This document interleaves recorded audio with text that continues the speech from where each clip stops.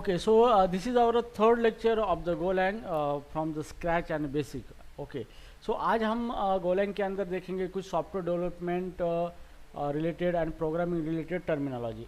तो ये टर्मिनोलॉजी बहुत इंपॉर्टेंट है क्योंकि यहाँ पे क्या होता है कि जो भी टर्म्स यूज किए जाते हैं सॉफ्टवेयर डेवलपमेंट के अंदर या फिर प्रोग्रामिंग के अंदर, ये टर्म्स सारे हमें पता होना ज़रूरी होता है। ये टर्म्स अगर पता होते तो आपको बहुत आसानी होती है प्रोग्रामिंग करने में, प्रोग्रामिंग समझने में, नोट्स समझने में, क्योंकि यही वर्ड बार बार रिपीटेड होते हैं। तो यहाँ पे टर्मिनोलॉजी समझना बहुत इंपॉर्टेंट पार्ट होता है और यही प्रॉब्लम होती है कि हम लोग इसके ऊपर ध्यान नहीं देते और फाइनली क्या होता है कि हम हर बार कन्फ्यूजन में रहते कि ये कॉन्सेप्ट क्या है, वो कॉन्सेप्ट क्या है। तो हियर पहले फर्स्ट प्रायोरिटी हमारी ये कि टू क्लियर और all the concepts and second priority ही ये है कि हमें क्या करना है कि जो भी कॉन्सेप्ट हमने पढ़े हैं उसको प्रैक्टिकली परफॉर्म करना है बस। और दो चीज़ें एक ध्यान में रखना है और एक चीज़ कि लोग बोलते हैं कि हमें कॉन्फिडेंस होना चाहिए, हमें कॉन्फिडेंस आना चाहिए, इंटरव्यू में कॉन्फिडेंस होना चाहिए।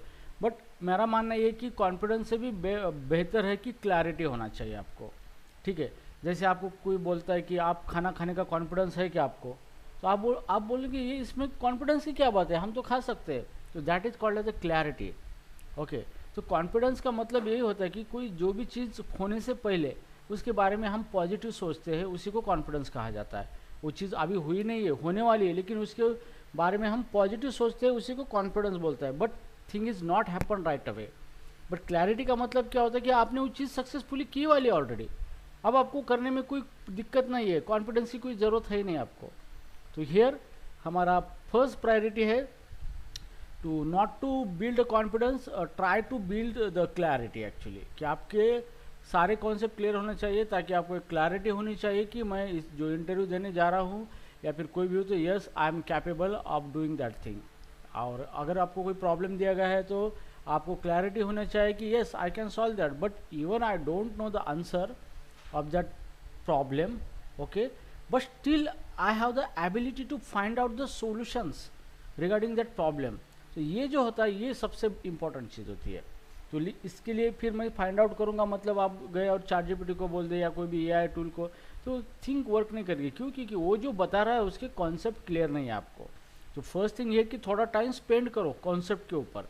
डायरेक्टली प्रोग्रामिंग और ऑल दैट थिंग सीखने से बेस्ट है कि पहले कॉन्सेप्ट के ऊपर फोकस करो। ठीक है, तो उसी तरीके से हम ये स्लोली कुछ लेक्चर स्पेंड कर रहे हैं ताकि हम ये सारी चीज़ें बिल्डअप कर सकें। ठीक है, तो यार सबसे पहला जो कॉन्सेप्ट है यहाँ पे टर्मिनोलॉजी, यहाँ पे जैसे कि एल्गोरिदम कहा जाता है। आपने बहुत बार एल्गोरिदम का नाम सुना है प्रोग्रामिंग के अंदर, एल्गोरिदम। तो एल्गोरिदम का मतलब यही होता है कि it is a step by step procedure for solving a problem और परफॉर्मिंग अ टास्क। अब यहाँ पे देखो दो चीज़ें हैं, यहाँ पे उसने कहा है क्या कहा है, step by step procedure to solve the problem और परफॉर्म टास्क। तो कंप्यूटर प्रोग्रामिंग के अंदर हमें एक प्रॉब्लम को ही सॉल्व करना है, everything in the form of the problem. So we have to find out the solution for that, हमें उसकी सोल्यूशन फाइंड आउट करना है। ठीक है, तो जो भी काम करना है उसको हम टास्क बोलते हैं। चाहे मुझे 2 नंबर का एडिशन करना है, this is called as a task. Okay, और this is also called as a solve the problem, कि ये मेरी सिचुएशन है, इस तरीके का डेटा है और इस डेटा के ऊपर इस तरीके के प्रॉब्लम्स हमें सॉल्व करने हैं, ऑपरेशन परफॉर्म करने हैं ताकि हम एक्सपेक्टेड आउटपुट ला सके। यही काम आपको करना है। तो यहाँ पे जो बात आती है एल्गोरिदम की, क्योंकि कंप्यूटर सिस्टम के अंदर हम किसी को समझा नहीं सकते। जो भी कोडर होता है वो कोडर मशीन को समझा नहीं सकता कि बोल के या कुछ इस तरीके की चीज़ें नहीं, वहाँ पे एक ही चीज़ चलती है, that is called as algorithms. वहाँ पे एक स्पेशल लैंग्वेज यूज किया जाता है क्योंकि कंप्यूटर को एल्गोरिदम जो है, एल्गोरिदम हम जो बनाते हैं उसी के हिसाब से हम कंप्यूटर को चलाते हैं। ठीक है, तो यहाँ पे अगर बात आती है कि स्टेप बाय स्टेप सॉल्यूशन निकालना है हमें किसी प्रॉब्लम का, तो उसी को हम एल्गोरिदम बोलते हैं। जैसे कि मान लो कि आपको बोला कि आप जाओ और कुछ सब्जी परचेस करके लाओ। अब ये आपका क्या है, एक प्रॉब्लम है, एक टास्क है। ठीक है, टास्क क्या है कि जाओ सब्जी लेके आओ। तो आप क्या करोगे, सब्जी लेके आपको आना है, लेकिन कैसे आना है उसके लिए कुछ स्टेप बाय स्टेप इंस्ट्रक्शन जो होते हैं कि आप घर से निकलो, उसके बाद कोई व्हीकल ले लो या फिर पैदल जाओ, स्टेप उसकी जो स्टेप है, उसके बाद पैसे साथ लेके जाओ, फिर सब्जी देखो कौन सी अच्छी है कौन सी नहीं, फिर उसका जो भाव है वो बनाओ और पैसे देके नाप तोल के लेके आओ। तो ये क्या है, स्टेप बाय स्टेप सॉल्यूशन है टू परफॉर्म द टास्क। तो सेम इसी तरीके से कंप्यूटर के अंदर जो भी प्रॉब्लम हम सॉल्व करते हैं उस प्रॉब्लम को सॉल्व करने के लिए हर एक स्टेप्स लिए जाते हैं। हर एक स्टेप के अंदर हम उस प्रॉब्लम को सॉल्व करते हैं by performing a multiple steps.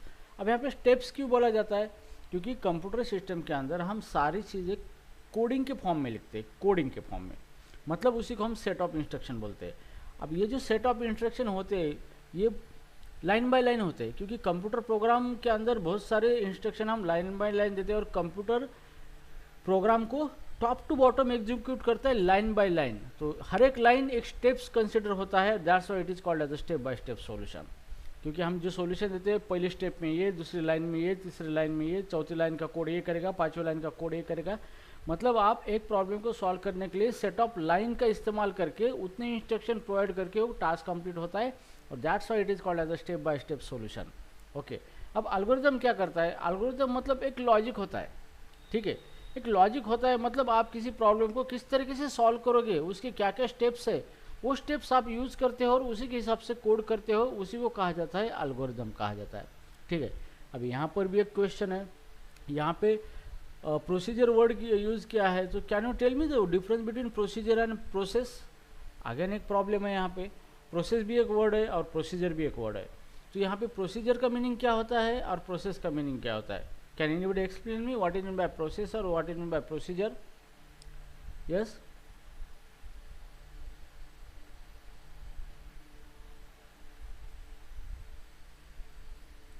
कोई बता सकता है प्रोसीजर और प्रोसेस के अंदर। तो यही तो प्रॉब्लम है, दिक्कत है हमें कि हमें चीज़ें समझ में नहीं आती, लेकिन सॉफ्टवेयर इंजीनियर होने के नाते हमें ये सारे कॉन्सेप्ट क्लियर होना ज़रूरी है। अब प्रोसीजर का मीनिंग क्या होता है, प्रोसीजर मतलब क्या है कि कोई भी एक टास्क है, आपका काम है, वो काम पूरा करने के लिए स्टेप क्या क्या स्टेप्स आप लेते हो, उसी को प्रोसीजर कहा जाता है। अंडरस्टूड। प्रोसीजर का मतलब है कि कोई भी काम मुझे पूरा करना है, उसके लिए मैं क्या क्या स्टेप लेता हूँ, उसको प्रोसीजर कहा जाता है। अब प्रोसेस का मतलब क्या होता है कि प्रोसेस के अंदर एक फंक्शनलिटी आपको कंप्लीट करनी है, और फंक्शनलिटी के अंदर एक फंक्शनलिटी कंप्लीट करने के लिए बहुत सारे टास्क परफॉर्म करने पड़ते हैं, और हर एक टास्क जो होता है वो प्रोसीजर होता है। तो collection of the procedure is nothing but as a process. तो कलेक्शन ऑफ द, जैसे कि मेरी एक प्रोसेस है एडमिशन प्रोसेस, तो हम क्या करते हैं, एडमिशन लेते हैं, एडमिशन की एक प्रोसेस है। तो एडमिशन लेने में कितने सारे टास्क आते हैं, जैसे फॉर्म फिलअप करो, पेमेंट करो, प्रिंसिपल से साइन करवा के लाओ। तो एक एडमिशन कंप्लीट होने के लिए, मतलब एडमिशन एक फंक्शनलिटी है, ओके, वो फंक्शनलिटी पूरी करने के लिए आपको क्या करना है, बहुत सारे टास्क परफॉर्म करना है, और हर एक टास्क परफॉर्म करने के लिए स्टेप बाय स्टेप इंस्ट्रक्शन, मतलब स्टेप बाय स्टेप उसको कैसे करना है वो बताता है प्रोसीजर, ठीक है। तो जैसे हम प्रोग्रामिंग के जरिए हम कोई सॉफ्टवेयर बना रहे हैं, जैसे कि हम किसी स्कूल का सॉफ्टवेयर बना रहे हैं जिसके अंदर हमें एडमिशन प्रोसेस को डेवलप करना है, तो यहाँ पे आपको ये कॉन्सेप्ट पता होना चाहिए है कि मैं प्रोसेस कौन सी, एडमिशन। तो एडमिशन के अंदर कितने सारे टास्क आते हैं, तो each task you can consider as a procedure, and how to complete that task by using step by step solution, that is called as algorithm, ठीक है। तो इस तरीके से आपको ये चीज़ें पता है, तो आप प्रोजेक्ट डेवलप करते हो तो आपको यही नॉलेज लगता है। कोडिंग का नॉलेज तो बाद में आता है, लेकिन पहले आपको जो डिज़ाइन प्रोसेस बनती है, इंजीनियरिंग बनती है, और फंक्शनल स्पेसिफिकेशन होता है, SRS होता है, तो वहाँ पे यही नॉलेज आपको चाहिए। अगर ये नॉलेज नहीं तो आप बेहतर तरीके से सिस्टम बना ही नहीं सकते। That's my challenge. ओके, ठीक है। सो एल्गोरिथम के बारे में समझ आया, अब में आया जहाँ पर भी कोई एक्शन परफॉर्म करनी होती है वहाँ पे एल्गोरिथम ये कॉन्सेप्ट आता है, ठीक है, क्योंकि एक्शन कोई भी विदाउट एल्गोरिथम की हो ही नहीं सकती। डायरेक्टली हम कभी भी खाना खाते हैं तो हम कुछ तो भी एक्शन परफॉर्म कर रहे हैं, ओके। तो कंप्यूटर सिस्टम के अंदर, सॉफ्टवेयर सिस्टम के अंदर दो ही चीज़ें होती है, एक होता है डेटा और ऑपरेशन ऑफ डेटा। मतलब कोई डेटा होता है और उसके ऊपर हम कुछ तो भी एक्शन परफॉर्म करते हैं उस डेटा के ऊपर, ठीक है। तो क्या होता है यहाँ पे कि एक्शन एंड डेटा, ये दो चीज़ें आपको दिमाग में बिठानी है। एक्शन का मतलब एल्गोरिथम, डेटा का मतलब क्या आता है वहाँ पे, डेटा स्ट्रक्चर। तो ये कॉन्सेप्ट वहाँ पे यूज होते हैं, ठीक है। तो आपको जो भी एक्शन लेने कंप्यूटर सिस्टम के अंदर, तो आपको एक्शन इम्प्लीमेंट करने के लिए स्टेप बाय स्टेप सॉल्यूशन देना पड़ता है कि आप किस तरीके से उसको पूरा करोगे, और उसी को कहा जाता है एल्गोरिथम्स कहा जाता है। अंडरस्टूड एल्गोरिथम के बारे में। नाउ अब यहाँ पे सेकंड टर्म है, यहाँ पे API, आपने सुना भी होगा कि APIs है, तो उसी का लॉन्ग फॉर्म है एप्लीकेशन प्रोग्रामिंग इंटरफेस, ठीक है। अब ये जो API को बोला जाता है एप्लीकेशन प्रोग्रामिंग इंटरफेस। अब इसका मतलब क्या है, तो इसके अंदर भी बहुत सारी चीज़ें हैं, थोड़ा अब्स्ट्रैक्शन है। तो एप्लीकेशन प्रोग्रामिंग इंटरफेस का मतलब क्या होता है कि a set of rule and tools for building a software application allowing different program to communicate with each other. अब एपीआई जो होता है उसका मेन पर्पज ये होता है कि जैसे मान लो कि मेरे पास दो अलग अलग चीज़ें हैं, जैसे कि एक मेरे पास चाइनीज पर्सन है और एक है इंडियन पर्सन। अब चाइनीज पर्सन है मतलब वो डिफरेंट है, इंडियन ये डिफरेंट है, दोनों को एक दूसरे को कुछ समझ में नहीं आता है, तो लेकिन दोनों को एक दूसरे के साथ कम्युनिकेशन करना है, एक दूसरे की सर्विसेज शेयर करना है। कैसे करेंगे? तो उसके बीच में एक तीसरा पर्सन आके खड़ा रहता है जो कि उसके थ्रू दोनों का कम्युनिकेशन होता है। उस जो मिडल पर्सन जो होता है उसी को हम एपीआई बोलते हैं। ठीक है, जैसे हम मिडल में एक ट्रांसलेटर खड़ा कर देते हैं। अब ट्रांसलेटर क्या करेगा, इंडियन जो बोल रहा है उसका सुनेगा, उसको कन्वर्ट करके चाइनीज को बताएगा, चाइनीज जो क्या बोल रहा है वो सुनेगा, उसको कन्वर्ट करके इंडियन को बताएगा। तो बीच में जो ट्रांसलेटर काम कर रहा है वो होता है एपीआई होता है। ठीक है, अब कंप्यूटर प्रोग्रामिंग के अंदर एपीआई का कॉन्सेप्ट क्या है कि एपीआई क्या हो सकता है, it is a set of rule and tools होते हैं for building a application allowing different program to communicate with each other. तो इसका मतलब ये होता है कि जो भी प्रोग्रामिंग होती है, अलग अलग प्रोग्रामिंग होती है, जैसे जावा है, सी प्लस प्लस है, तो हर एक प्रोग्रामिंग अलग अलग प्रोग्रामिंग हम यूज़ करते हैं। तो जावा की सर्विसेज हमें गोलैंग के अंदर लेनी है, ओके, और गोलैंग की सर्विसेज जावा के अंदर शेयर करनी है, but both are the different thing. तो उनके बीच में एक तीसरा एक पार्ट प्रोग्राम होता है जो कि उसको हम टूल कहते हैं या फिर कोई इंटरमीडिएट प्रोग्राम होता है जिसके जरिए हम क्या कर सकते हैं, डिफरेंट प्रोग्रामिंग के अंदर कम्युनिकेशन कर सकते हैं। वो जो मिडल प्रोग्राम होता है उसी को बोला जाता है एपीआई बोला जाता है। ठीक है, तो एपीआई क्या करता है, दो अलग अलग टेक्नोलॉजी है, दो अलग अलग प्रोग्राम्स है, डिफरेंट प्रोग्राम्स है, उनको कम्युनिकेशन करने के लिए एक कॉमन इंटरफेस प्रोवाइड करता है जो कि डिफरेंट पार्टीज एक दूसरे के साथ बेहतर तरीके से कम्युनिकेशन कर सके, उसी को बोला जाता है एपीआई। जो हम प्रोग्रामिंग यूज इस्तेमाल करते हैं जब करते हैं एप्लीकेशन डेवलप, तो हमें बहुत सारी एपीआईज की ज़रूरत पड़ती है। मतलब एक इंटरमीडिएट प्रोग्राम होता है कि उसके ज़रिए हम क्या करते हैं, किसी दूसरे प्रोग्राम की सर्विसेज यूज़ कर सकते हैं, हम डायरेक्टली उस प्रोग्राम को नहीं यूज़ कर सकते। इस तरह का जो भी कॉन्सेप्ट होता है उसी को हम एपीआईज बोला जाता है। ठीक है, सो ना उसके बाद जो टर्म्स आता है that is called as a bugs. Bug, अब बग का मतलब क्या होता है कि बग एन एरर और flaw in a software that cause it to produce incorrect और अनएक्सपेक्टेड रिजल्ट। अब देखो ये ऐसे वर्ड आपको बेहतर तरीके से ये वोकैबुलरी बढ़ाना है आपको। अगर आप ये वोकैबुलरी नहीं बढ़ाओगे और इंटरव्यू में अगर ऐसे वर्ड नहीं यूज़ करोगे तो आपका इंप्रेशन बैड हो जाएगा। तो ट्राई करना है कि आपको इस तरीके की वर्ड सेंटेंस यूज करना है, इसलिए कि ये आपको शो करता है कि how you have the proficiency in software domain. Okay, तो अभी बग्स का मतलब ये होता है कि सॉफ्टवेयर सिस्टम के अंदर कुछ ऐसी कंडीशंस ऑकर होती है, ओके, कि जो अनएक्सपेक्टेड रिजल्ट देती है। ओके, अब सॉफ्टवेयर प्रोग्राम है जिसके अंदर अब कोई भी चीज़ हम बना रहे तो उसके अंदर एरर मतलब एरर्स आते हैं, एरर मतलब कुछ प्रॉब्लम्स आते हैं, कुछ गलतियाँ होती है। ओके, जैसे अब मान लो कि मैं कोई साइकिल मैंने बनाई है खुद, तो साइकिल बनाने के बाद वो ठीक से चल नहीं रही है, तो कुछ ना कुछ गड़बड़ हो रही है, प्रॉब्लम हो रही है, तो वो होते हैं एरर्स। लेकिन एरर्स के भी कुछ प्रकार होते हैं। कंप्यूटर सिस्टम सॉफ्टवेयर डेवलपमेंट के एरर के भी कुछ टाइप्स होते हैं, जैसे कि सिंटैक्स एरर कहा जाता है, उसके बाद यह होता है कि एक्सेप्शंस होते हैं, उसके बाद बग्स होते हैं। तो ये जो एरर के प्रकार है, अभी हम चलो सिंटैक्स एरर की बात करेंगे।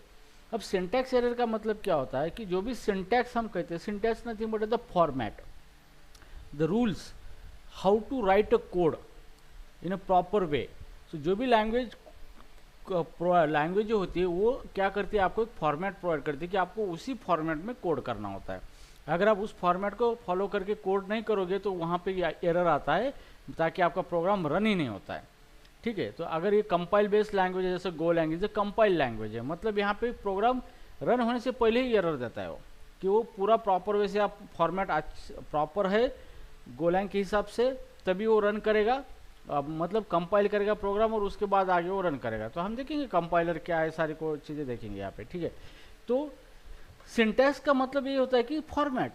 तो अगर आपको कोई वर्ड्स आता है कि इसका सिंटैक्स क्या है, तो इसका मतलब क्या है कि उसका फॉर्मेट क्या है। ओके, वो फॉर्मेट देखना है कि उसी फॉर्मेट में हमें कोड को राइट करना है, तो उसी को सिंटैक्स बोला जाता है। ठीक है, अगर हम गलत तरीके से सिंटैक्स लिखते हैं तो यहाँ पे क्या होता है कि हमें एरर आता है, मतलब प्रोग्राम रन नहीं होता है। ठीक है, एक चीज़ हो गई। अब उसके बाद जो कंडीशन आकर होती है that is called the exceptions, exception कहा जाता है। अब एक्सेप्शन का मतलब ये होता है कि अनएक्सपेक्टेड कंडीशन इस तरीके से ऑकर होती है, कब होती है, जब प्रोग्राम हमारा रन हो रहा है। ओके, तो प्रोग्राम सॉफ्टवेयर एग्जीक्यूट हो रहा है और काम करते वक्त उसको कुछ ऐसी परेशानी आती है, मतलब ऐसा कुछ प्रॉब्लम आता है कि हमारा सॉफ्टवेयर सिस्टम या प्रोसेसर उसको रन नहीं कर पाता है, और उस टाइम प्रोसेसर को समझ में नहीं आता है क्या करूँ, और वो हमारे प्रोग्राम को क्रैश करता है, स्टॉप कर देता है, मतलब हमारा सॉफ्टवेयर क्रैश होता है, बीच में बंद होता है और कट हो जाता है सब कुछ। तो इस तरीके की जो भी कंडीशन होती है उसको हम एक्सेप्शन बोलते हैं।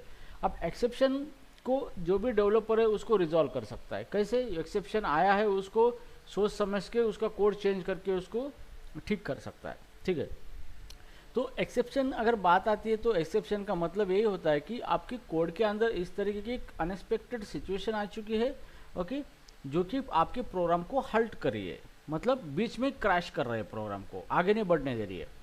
तो जैसे कि मान लो कि हमारे रियल लाइफ में भी ऐसा होता है, इंटरव्यूअर आपको कभी कभी क्वेश्चन भी पूछता है कि can you give me any real life example of the exception. तो उस टाइम स्टूडेंट स्टक होते हैं, क्यों? क्योंकि रियल लाइफ और कंप्यूटर सिस्टम बहुत सारा सिमिलर थिंग्स। अगर आप कंप्यूटर के कॉन्सेप्ट को रियल लाइफ में बता सकते हो, रियल लाइफ के कॉन्सेप्ट कंप्यूटर में बता सकते हो, तो वो आपको 100 आउट ऑफ 100 मार्क्स देगा। क्यों? क्योंकि रियल लाइफ का ही ट्रांसफॉर्मेशन कंप्यूटर के अंदर हुआ है। ओके, तो जैसे हम हमारी आंखें और आपकी कैमरा की लेंस देखो, सेम दिखती है। सो सारी चीज़ें हम रियल लाइफ के हिसाब से ही क्या करते हैं, कंप्यूटर के अंदर बनाते हैं। जैसे हमने एरोप्लेन बनाया, उसके जो पंख होते हैं दो इस तरीके से लिफ्ट करने के लिए, तो उसका भी रेफरेंस पंछियों से लिया गया है कि नेचर ने किस तरीके से चीज़ें बनाई है, उसी का ट्रांसफॉर्मेशन इसके अंदर हुआ है। ठीक है, तो यहाँ पे सबसे पहली बात है कि आपको कॉन्सेप्ट जो आपको पता है उस कॉन्सेप्ट को आपको ट्रांसफॉर्म करना आना चाहिए into computer system, software system जो भी आप यूज़ कर रहे हो, और सॉफ्टवेयर सिस्टम के कॉन्सेप्ट को भी रिलेट करना आना चाहिए हमें रियल लाइफ के अंदर। ठीक है, तो अभी यहाँ पे एक्सेप्शन का रियल लाइफ एग्जांपल कैसा है कि जैसे कि हम बोलते हैं कि कुछ चीज़ें अपवाद होती है। ओके, मतलब उसको कोई रूल अप्लाई नहीं होता। जैसे कि हम ट्रैफिक सिग्नल पे खड़े, रेड लाइट लगी है, सब लोग स्टॉप होते हैं, लेकिन एम्बुलेंस कभी रुक नहीं सकती। तो एम्बुलेंस क्या है? एक्सेप्शन है एक टाइप का। तो आपको इस टाइप के एग्जाम्पल उनको देना आना चाहिए, क्योंकि एम्बुलेंस रुक नहीं सकती सिग्नल, क्योंकि उसके लिए रूल एप्लीकेबल है ही नहीं है, क्योंकि it is exceptional case. Okay, तो सेम उसी तरीके से जब भी हम प्रोग्राम लिखते हैं तो प्रोग्राम कंप्यूटर के अंदर भी क्या होता है कि एक्सेप्शनल कंडीशंस आती है, उस time there is no solution to have into the computer system. तो कंप्यूटर के पास वो सॉल्यूशन नहीं होता है, तो उस टाइम कंप्यूटर सिस्टम कोलैप्स कर देता है, सॉफ्टवेयर को हल्ट कर देता है। ठीक है, अब उसके बाद जो प्रॉब्लम एरर का प्रकार होता है कि हम उसको कुछ एरर बोलते हैं। तो एरर ये अनरिकवरेबल होते हैं। अनरिकवर एरर का मतलब क्या होता है कि रिकवर मतलब हम क्या कर सकते हो, उसको फिर से बना सकते हो, रीजनरेट कर सकते हो। ठीक है, लेकिन अनरिकवर का मतलब क्या है कि उसको हम ठीक नहीं कर सकते। ठीक है, तो ऐसे कुछ एरर्स आते हैं, जैसे कि हार्डवेयर फेलियर होता है। मान लो आपकी सिस्टम चल रही है, बीच में आपकी रैम फुल हो गई, तो वहाँ पे डेवलपर कुछ कर ही नहीं सकता, क्योंकि ये क्या है, एरर्स है। ओके, और ये एरर क्या होते हैं, अनरिकवरेबल एरर्स होते हैं। ठीक है, तो ऐसे बहुत सारी कंडीशन आपके कंप्यूटर के अंदर हो सकती है। बीच में ही आपका कुछ हार्डवेयर प्रॉब्लम आ सकता है, या फिर बीच में कुछ ऐसी सिचुएशन आ सकती है कि वहाँ पे डेवलपर कोड चेंज करके नहीं चेंज कर सकता, तो एरर होते हैं। अब उसके बाद जो आता है बग। अब बग मतलब सबसे डरावनी चीज़ बोले तो बग। अब बग क्या है? बग आपके सॉफ्टवेयर को कोई हानि नहीं पहुंचाता। पहली बात, ना सॉफ्टवेयर को क्लोज कर देता है, ना उसको आगे बढ़ने से रोकता है, कुछ नहीं करता है, सिर्फ वो अनएक्सपेक्टेड रिजल्ट देता है। मतलब मुझे सिस्टम सब कुछ चल रही है, लेकिन वहाँ पे कुछ ना कुछ गलत आउटपुट दे रहा है। जैसे मैं परसेंटाइल निकाल रहा हूँ, तो परसेंटाइल निकाल में कुछ पॉइंट के अंदर मिस्टेक आ रहा है, कुछ ना कुछ प्रॉब्लम हो रहा है, मतलब अनएक्सपेक्टेड रिजल्ट आ रहा है, लेकिन हमारा सिस्टम क्रैश नहीं हो रहा है, सब अच्छी तरह से चल रहा है। तो बग से बहुत खतरनाक चीज़ होती है, क्योंकि सबसे ज़्यादा डर तो बग से लगता है। ठीक है, चलो मान लो कि एक्सेप्शन आता है हमारे पास, तो एक्सेप्शन आने के बाद हमारा सिस्टम क्रैश होगा, कुछ ना कुछ एक्सेप्शन लॉग जनरेट होता है, कहाँ पे आया है सिस्टम बता तो सकता है, एरर आया है वो भी वो बता सकता है कि कहाँ पे ये हुआ है, कुछ हुआ है, या फिर सिंटैक्स एरर तो पहले ही दिखा देता है सॉफ्टवेयर ये लैंग्वेज की भाई यहाँ पे गड़बड़ है, लेकिन बग्स आपको कभी बताता नहीं। तो एक चीज़ हमेशा ध्यान रखें कि बग्स के बारे में बहुत अवेयर रहना है, क्योंकि बग्स जो है ये आपकी लाइफ को भी तबाह कर सकता है, आपकी प्रोफेशनल लाइफ को भी, क्योंकि सेंसिटिव सॉफ्टवेयर जो होते हैं वहाँ पे अगर बग्स आता है तो वहाँ पे बहुत दिक्कत होती है। अब इसका एक लाइव एग्जांपल जैसे कल्पना चावला का हमने देखा था।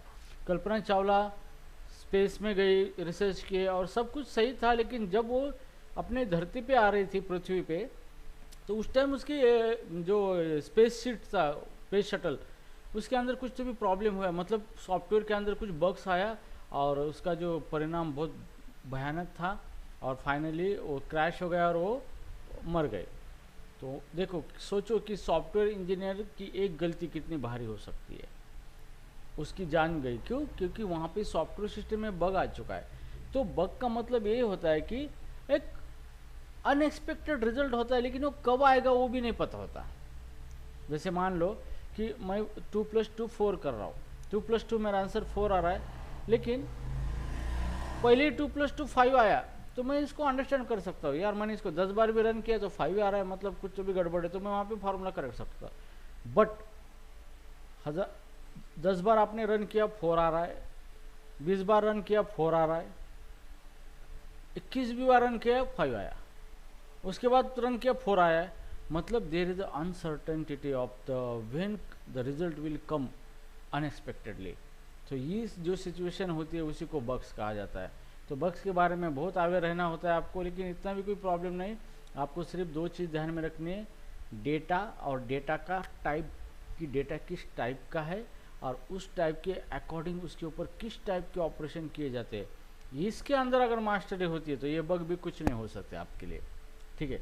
अब ये हमारा जो प्रोग्रामिंग है ये बहुत स्मॉल लेवल पे चल रहा है, क्योंकि जो स्पेस बेस के सॉफ्टवेयर होते हैं वो तो बाहर इन्वायरमेंट पे चलते हैं, कि बाहर से इनपुट आता है उसके हिसाब से वो सॉफ्टवेयर डिसीजन लेते हैं वहाँ पे, ठीक है। लेकिन हमें यहाँ तो फिक्स होती है सारी चीज़ें, तो उस टाइम बहुत डिफ़िकल्ट होती है। जैसे कि मान लो कि किसी ने सोचा ही नहीं कि इस तरीके से सिचुएशन आई तो मैं क्या करूँ, हमने जितना दिमाग लगाया उतनी सिचुएशन को हमने क्या किया, प्रिवेंटेशन लगाया। बट ऐसी कुछ सिचुएशन आ सकती है जिसके बारे में किसी ने सोचा भी नहीं, तो उस टाइम आपका सॉफ्टवेयर क्या होगा, बग जनरेट करेगा और अनएक्सपेक्टेड रिजल्ट आपको दे देगा, ठीक है। तो बग के बारे में आपको अवेयर रहना है। और यहाँ पे आपको कंप्यूटर की प्रोग्रामिंग करने वक्त एरर हैंडलिंग एक बहुत ही क्रूशियल माना जाता है। अगर आपको एरर बेहतर तरीके से हैंडल करना आते हैं तो ये आपके लिए एक सक्सेस होता है, एक बेस्ट सॉफ्टवेयर इंजीनियर के तौर पे आप अच्छी तरीके से काम कर पाते हो, ठीक है। सो राइट नाउ हियर, अब चलो उसके बाद आते हैं कोडिंग पे आते हैं। तो यहाँ पे एक टर्म है code, the code return instruction in a programme language that computer can execute. तो ये सिंपली है कि कोड किसे कहा जाता है, कि हम जो भी प्रोग्रामिंग लैंग्वेज ने रूल्स दिए हैं उसके हिसाब से हम लिखते हैं टेक्स्ट के फॉर्मेट में, उसी को इंस्ट्रक्शन कहा जाता है या फिर उसी को हम कोड कहते हैं, ठीक है। बस कोड के बारे में इतना ही कि code is nothing but the languages. Actually language के अंदर हम उसका यूज़ करके उसी लैंग्वेज के फॉर्मेट में लिखते हैं, इंस्ट्रक्शन प्रोवाइड करते हैं, ठीक है। तो उसी को हम क्या बोलते हैं, कोड कहते हैं, ठीक है। सो हियर अभी उसके बाद आता है कंपाइलर। क्या आता है, कंपाइलर। अब यहाँ पे कंपाइलर के बारे में आपको जानना ज़रूरी है। मैं इसके बारे में गोलैंग का जो लेक्चर हमारा होने वाला है, तो यह एक fortunately tomorrow my device is coming, कल ही आ रहा डिवाइस मेरा, उन्होंने कॉल किया था, तो आज ही बोला था आओ क्या 5 बजे, वो बोला नहीं कल ही आ जाओ, ठीक है। तो कल मैं आपको और बेहतर तरीके से लिख के बताऊँगा उसको कि किस तरीके से चीज़ें वर्क होती है। अब एक कंपाइलर जो होता है इसी को कहा जाता है a tool that translate code written in a high level programming language into machine code that computer processor can execute। अब यहाँ पे एक टर्म आया है हाई लेवल प्रोग्रामिंग लैंग्वेज। तो प्रोग्रामिंग लैंग्वेज के भी प्रकार होते हैं, कोई लो लेवल प्रोग्रामिंग होती है, कोई इंटरमीडिएट होती है, कोई हाई लेवल होती है, ठीक है।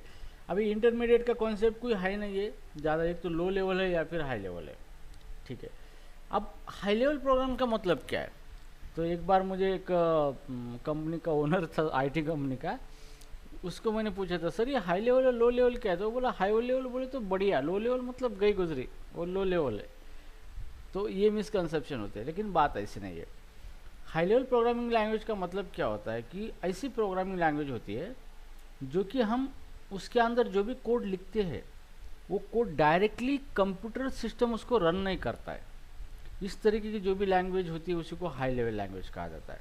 ठीक है, जैसे कि हमारी जावा है, गोलैंग है, ये हाई लेवल लैंग्वेजेस है, क्योंकि इसके अंदर जो हम इंस्ट्रक्शन लिखते हैं ये ह्यूमन अंडरस्टैंडेबल कोड है।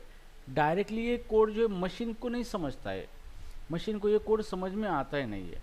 ठीक है, सो मशीन को समझ में नहीं आता है तो फिर मशीन इसको रन कैसा करता है। तो जो भी कोड लिखा है आपने किसी प्रोग्रामिंग लैंग्वेज का इस्तेमाल करके, वो लिखे वाला कोड डायरेक्टली कंप्यूटर में उसको रन नहीं करता है, उसको स्टेप बाय स्टेप उसको ट्रांसलेट किया जाता है कंप्यूटर अंडरस्टैंडेबल लैंग्वेज में। उसी को हम वो 0 और 1 कहते हैं। तो कंप्यूटर को 0 0 1 समझता है लैंग्वेज। तो जो भी हमने कोड लिखा है किसी प्रोग्रामिंग लैंग्वेज का इस्तेमाल करके, उस कोड को मशीन लैंग्वेज में ट्रांसलेट किया जाता है और फिर वो मशीन लैंग्वेज उस कोड को एग्जीक्यूट करता है। उसी वो ये सारा ट्रांसलेशन का काम करने वाला जो भी एक टूल और एक सॉफ्टवेयर प्रोग्रामिंग होता है उसी को कहा जाता है कंपाइलर कहा जाता है। ठीक है, तो कंपाइलर एक टूल या फिर उसको सॉफ्टवेयर प्रोग्राम भी कह सकते हैं that translate code written in a high level language into the machine code. तो जो भी लैंग्वेज हाई लेवल होती है वहाँ पे कंपाइलर होता ही है। क्यों? क्योंकि हाई लेवल लैंग्वेज जो होती है उसका वो लैंग्वेज सिर्फ ह्यूमन को समझ में आती है, कंप्यूटर के नहीं आती है। तो फिर वो लैंग्वेज ह्यूमन के हिसाब से कोड हम लिखते हैं और फिर उसको कंप्यूटर लैंग्वेज में कन्वर्ट करता है वो जो टूल होता है, उसी को कंपाइलर कहा जाता है। ठीक है, तो कंपाइलर की बात आती है तो it is only translator to translate the high level programming. तो हाई लेवल की बात आती है तो कभी भी ध्यान रखना है कि हाई लेवल लैंग्वेज का मतलब जो भी कोड हम लिखते हैं उस लैंग्वेज के अंदर वो कोड डायरेक्टली मशीन रन नहीं करता, that's why it is called as a high level. Machine तक रन करने के लिए हमें उस बीच में बहुत सारे अलग अलग ट्रांसलेटर लगाने पड़ते हैं जो कि कन्वर्ट हो के लास्ट तक आते हैं, तो उसी को हम बोलते हैं हाई लेवल लैंग्वेज। ठीक है, नाउ अब यहाँ पे डीबगिंग ये कंसेप्ट आता है, आपने बहुत बार सुना होगा डीबगिंग डीबगिंग डीबगिंग। अब ये डीबगिंग क्या है? अब डीबगिंग का मतलब होता है the process of finding and fixing a bug in a software. तो डीबगिंग ये भी एक स्किल है, एक भी आर्ट है सॉफ्टवेयर के अंदर। डीबगिंग का मतलब ये होता है कि सॉफ्टवेयर कुछ प्रॉब्लम दे रहा है, अनएक्सपेक्टेड रिजल्ट दे रहा है, अच्छी तरह से वर्क नहीं कर रहा है, जैसा हम चाहते हैं वैसा काम नहीं कर रहा है, जिस इंटेंशन से हमने उसको डेवलप किया उसके अकॉर्डिंग वो काम नहीं हो रहा है, कहीं ना कहीं गड़बड़ हो रही है, क्या हुए, तो वो क्या प्रॉब्लम हुआ है ये फाइंड आउट करने की जो प्रोसेस होती है, और फाइंड आउट करने के बाद उसको किस तरीके से फिक्स किया जाएगा। ओके, इसको फिक्स किया जाता है, ये जो प्रोसेस होती है इसी को डीबगिंग कहा जाता है। ठीक है, तो डीबगिंग का जो स्किल अगर आपके पास है तो ये बहुत बड़ी बात है, क्योंकि अभी बहुत सारी कंपनी एमएनसी उनके पास बहुत सारे प्रोजेक्ट होते हैं, उनको मेंटेन करने के लिए कोई बंदा चाहिए होता है, क्योंकि उसके अंदर कुछ प्रॉब्लम्स आते हैं, चेंजेस करने पड़ते हैं। तो जिस बंदे को डीबगिंग आता है उसको ज़्यादा कोडिंग नहीं आती, लेकिन वो प्रॉब्लम को फाइंड आउट करके उसको सॉल्यूशन देता है, फिक्स करता है। इस तरीके के बंदे के लिए भी बहुत सारे जॉब अवेलेबल है, यूएस में बहुत सारे जॉब अवेलेबल है, जो कि यहाँ पे नाइट शिफ्ट में इस तरह के काम दिए जाते हैं। मेरे पास तो बहुत सारे जॉब आए थे ये प्रोजेक्ट को मेंटेन करने के लिए, लेकिन वो नाइट शिफ्ट था इसलिए मैंने कभी इसको एक्सेप्ट नहीं किया प्रपोज। आपको पैकेज अच्छा मिलता है, 40 लाख 50 लाख 60 लाख बहुत बड़े पैकेजेस मिलते हैं। ठीक है, तो ये भी एक बहुत बड़ा स्किल है। तो डीबगिंग का मतलब, डीबगिंग जब कंसेप्ट आएगा तो उसका मतलब यही है कि the process of finding and fixing a bug in a software. ठीक है, तो इसी को हम डीबगिंग कहते हैं। ठीक है, अब चलो और एक कॉन्सेप्ट है terminology that is called as a framework. आपने बहुत बार सुना होगा फ्रेमवर्क। गोलैंग के अंदर भी हम फ्रेमवर्क पढ़ने वाले हैं, जावा के अंदर भी है। तो अभी सब चीज़ें लैंग्वेज जो बनती है उसके ऊपर एप्लीकेशन डेवलप करने के लिए फ्रेमवर्क बनाए जाते हैं। ठीक है, अब फ्रेमवर्क का मीनिंग क्या होता है? Collection of a pre-written code that provide a structure for developing an application. It helps to streamline development by providing a reusable component. अब फ्रेमवर्क का मतलब क्या होता है कि आपको काम करने के लिए ऑलरेडी सारे रिसोर्स ऑलरेडी बना के रखे वाले होते हैं। ओके, मतलब ऑलरेडी इनबिल्ट प्रोग्राम लिख के रखा होता है, जो कि आपको सिर्फ उसका यूज़ करना है और उसका यूज़ करके काम एप्लीकेशन फास्ट डेवलप करना है। लेकिन फ्रेमवर्क आपको कुछ स्ट्रक्चर प्रोवाइड करता है, कुछ रूल्स प्रोवाइड करता है, उसका एक वे होता है कि आप उसी वे से काम करो, उसी स्ट्रक्चर में काम करो, आपको जो चाहिए हम दे देंगे, आप सिर्फ आपके काम पे फोकस करो। ठीक है, जैसे मैंने सोचा कि फॉर एग्जांपल मुझे जूस बनाना है फ्रूट का। अब जूस बनाना है तो यहाँ पे अगर मेरे पास कोई ऑलरेडी टूल नहीं है, जैसे मुझे जूस बनाने के लिए मुझे ग्राइंडर चाहिए, मिक्सर चाहिए, अब मिक्सर मेरे पास है नहीं है, तो पहले मुझे क्या करना पड़ेगा, मिक्सर खुद बनाना पड़ेगा, ठीक है। मेरे पास जो भी शक्कर नहीं है, शक्कर मुझे खुद बनानी पड़ेंगी, सारी चीज़ें मैं खुद बनाऊंगा रिसोर्सेस, और फिर उसका यूज़ करके जूस बनाऊंगा। तो ये कितना कॉम्प्लिकेटेड होता है। ओके, फ्रेमवर्क क्या करता है, आपको सारी चीज़ें ऑलरेडी प्रोवाइड करता है, ग्राइंडर, मिक्सर, सारी चीज़ें देता है। और वो ये रूल भी देता है कि आप पहले ये काम करो, ये ऐसा करो, फ्रूट को इस तरीके से काटो, नाइफ है नाइफ से काटो, सारी चीज़ें आपको प्रोवाइड करता है, एक स्ट्रक्चर प्रोवाइड करता है। आपको सिर्फ उसी का यूज़ करके उसी स्ट्रक्चर में आपका प्रॉब्लम सॉल्व करना है, आपको जो चाहिए वो उसके ऊपर फोकस करना है। तो इस तरीके की जो भी चीज़ें होती है उसको हम फ्रेमवर्क बोलते हैं। तो फ्रेमवर्क आपको एक कोड प्रोवाइड करता है, लाइब्रेरी प्रोवाइड करता है, एक स्पेसिफिक स्ट्रक्चर प्रोवाइड करता है। फ्रेमवर्क आपको एक पैटर्न प्रोवाइड करता है, कुछ टूल प्रोवाइड करता है। मतलब आपकी डेवलपमेंट जो प्रोसेस है, आप अदर चीज़ों के बगैर आपके बिजनेस लॉजिक पे फोकस करो। मतलब आपको जो प्रॉब्लम सॉल्व करना है उसके ऊपर फोकस करो, उसके लिए जो भी चीज़ लगती है वो फ्रेमवर्क आपको प्रोवाइड करेगा। तो इससे क्या होता है कि हमारा काम बहुत आसान होता है। जहाँ पर हमें 100 लाइन का कोड करना है, वहाँ पे हम 5 लाइन में काम कर सकते हैं। तो इस तरीके की जो भी चीज़ें होती है उसको हम फ्रेमवर्क बोलते हैं, ठीक है। अभी जो भी बड़े बड़े कंपनीज है, एमएनसीज है, जहाँ पे सब जगह पे जो भी प्रोग्रामिंग लैंग्वेज है उसके लैंग्वेज के अंदर डेवलपमेंट करने वाले फ्रेमवर्क ऑलरेडी बन चुके हैं। तो कंपनी फ्रेमवर्क के ऊपर काम करती है, और ये फ्रेमवर्क ना कोई कॉलेज पढ़ाता है, ये सिलेबस को कोई हाई नहीं है, सारा सिलेबस आपको फंडामेंटली पढ़ाता है। लेकिन जो फ्रेमवर्क जो चीज़ है, इस तरीके की एडवांस चीज़ है, ये सिलेबस को कभी आई नहीं है, और शायद ये आई या नहीं है, आई डोंट नो। लेकिन ये जो फ्रेमवर्क बनते हैं, कंपनी बनाती है, और ये कंपनी और ये फ्रेमवर्क आपको ऑनलाइन ही कंपनी के ऑफिशियल डॉक पे मिलते हैं। तो उसके ऊपर से ट्रेनिंग चलती है, फिर ये सारे फ्रेमवर्क सीखने यूट्यूब में वीडियोज़ आते हैं, कुछ कोर्सेज लॉन्च होते हैं। तो ये पूरा प्राइवेटाइजेशन है, यहाँ पे एक मोनोपोली भी कह सकते हैं हम यहाँ पे, कि यहाँ पे कोई आपको ऐसा एक सेंट्रल अथॉरिटी नहीं है। जिस किसी को आता है वो ट्रेनिंग प्रोवाइड करता है, अपने हिसाब से फीस चार्ज करता है, स्किल डिलीवर करता है। और यहाँ पे कोई इसके ऊपर कोई लगाम नहीं लगा सकता, ना गवर्नमेंट लगा सकता है कोई, because it's a matter of the skill. Okay, जिसके अंदर वो स्किल है वो उसका स्किल बेचता है। ओके, और वो बेचता है मतलब वो फीस होती है, और उस फीस के बदले आप उसको परचेस करते हो पैसा देके उसके स्किल को, ठीक है। तो इस तरीके की चीज़ें जो होती है इसको हम फ्रेमवर्क बोलते हैं। इसका यूज करके हम बेस्ट तरीके से एप्लीकेशन डेवलप कर सकते हैं without doing the lot of code. Okay, already ये सारी चीज़ें हमें प्रोवाइड करता है, ठीक है।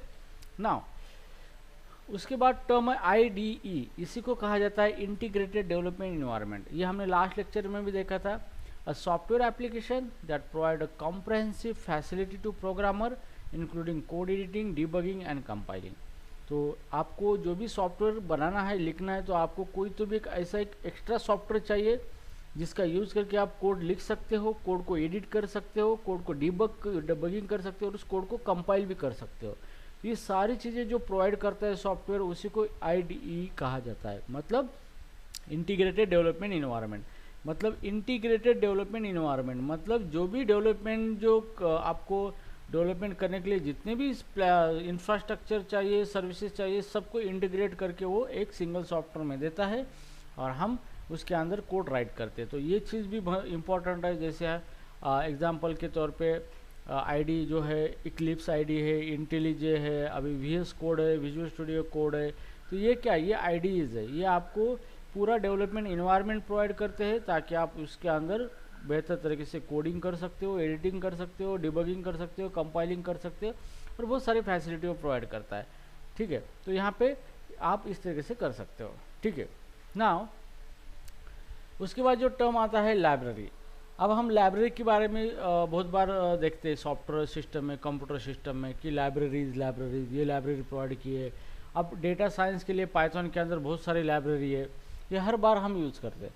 अब लाइब्रेरी का मतलब क्या होता है? So a collection of a pre written code that can be used by the program to perform a common task reducing the need to write a code from the scratch. तो library का मतलब यही होता है कि आपको कुछ काम करने हैं, कॉमन काम, टास्क, तो वो कोड ऑलरेडी बना के रखा होता है, आपको सिर्फ उसको यूज़ करना है, बस कुछ नहीं करना है, ठीक है। जैसे कि मान लो कि मुझे एक फाइल राइट करना है, फाइल के अंदर डेटा राइट करना है, तो मैं स्क्रैच से सारी चीज़ें करने से बेटर कि ऑलरेडी कोई फंक्शन है उसका यूज़ करके मैं डायरेक्टली फाइल को राइट कर दूंगा। तो यहाँ पे कुछ स्टैंडर्ड कोड होते हैं, मतलब जनरल कोड, जो कि सबको उसका यूज़ होता है। ओके, तो ऐसे कोड ऑलरेडी आपको प्रोवाइड किए गए हैं, उसी को कहा जाता है लाइब्रेरी कहा जाता है। जैसे पाइथन के अंदर बहुत सारी लाइब्रेरी फॉर डेटा साइंस। तो डेटा साइंस रिलेटेड जो भी कैलकुलेशंस वगैरह होते हैं, जो भी ऑपरेशन हमें करने पड़ते हैं डेटा साइंस एप्लीकेशन बनाने के लिए, तो ऑलरेडी हम सारे मैथमेटिक्स का यूज़ करके खुद बनाने से बेटर है कि ऑलरेडी किसी ने बना के रखा है, सिर्फ उसका यूज़ करना है और हमारा आउटपुट लेना है। तो इस तरीके के जो भी प्रोग्राम्स होते हैं उसी को हम प्री रिटन कोड कहते हैं, मतलब ऑलरेडी लिख के रखा हुआ कोड होता है, कंपाइल करके रेडीमेड कोड होता है, आप उसको ले लो और आपका काम पूरा कर लो। ठीक है, तो उसी को हम क्या बोलते हैं, लाइब्रेरी बोलते हैं। ठीक है, नाउ अब यहाँ पे एक आता है कंसेप्ट उप्स, ऑब्जेक्ट ओरिएंटेड प्रोग्रामिंग, उसको हम उप बोलते हैं।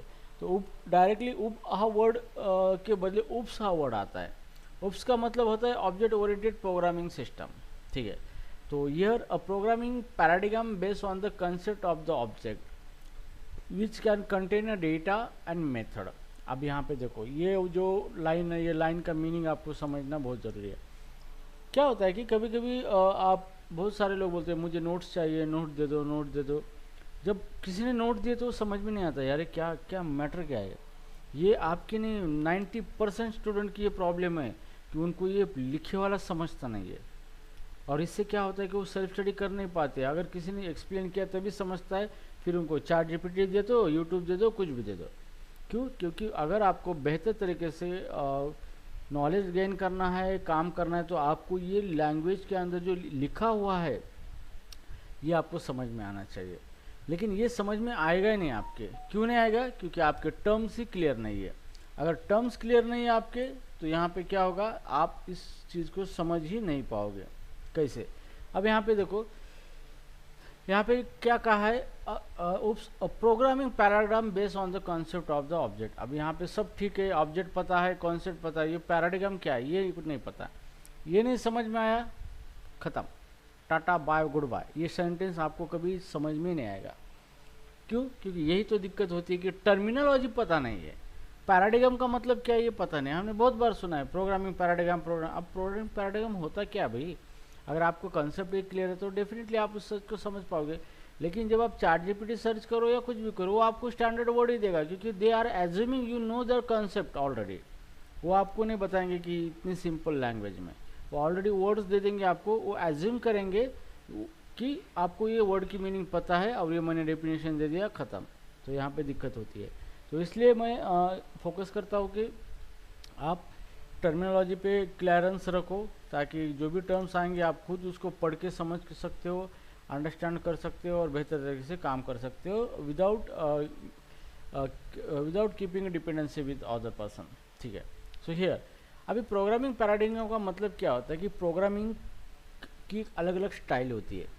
ओके, अब स्टाइल मतलब जैसे हमारी भी अलग अलग स्टाइल होती है। कोई गॉगल घालता है, पहनता है, कोई अभी वो फटे वाली पैंट पहन के चल रहा है, अभी अलग अलग स्टाइल होती है हमारे भी।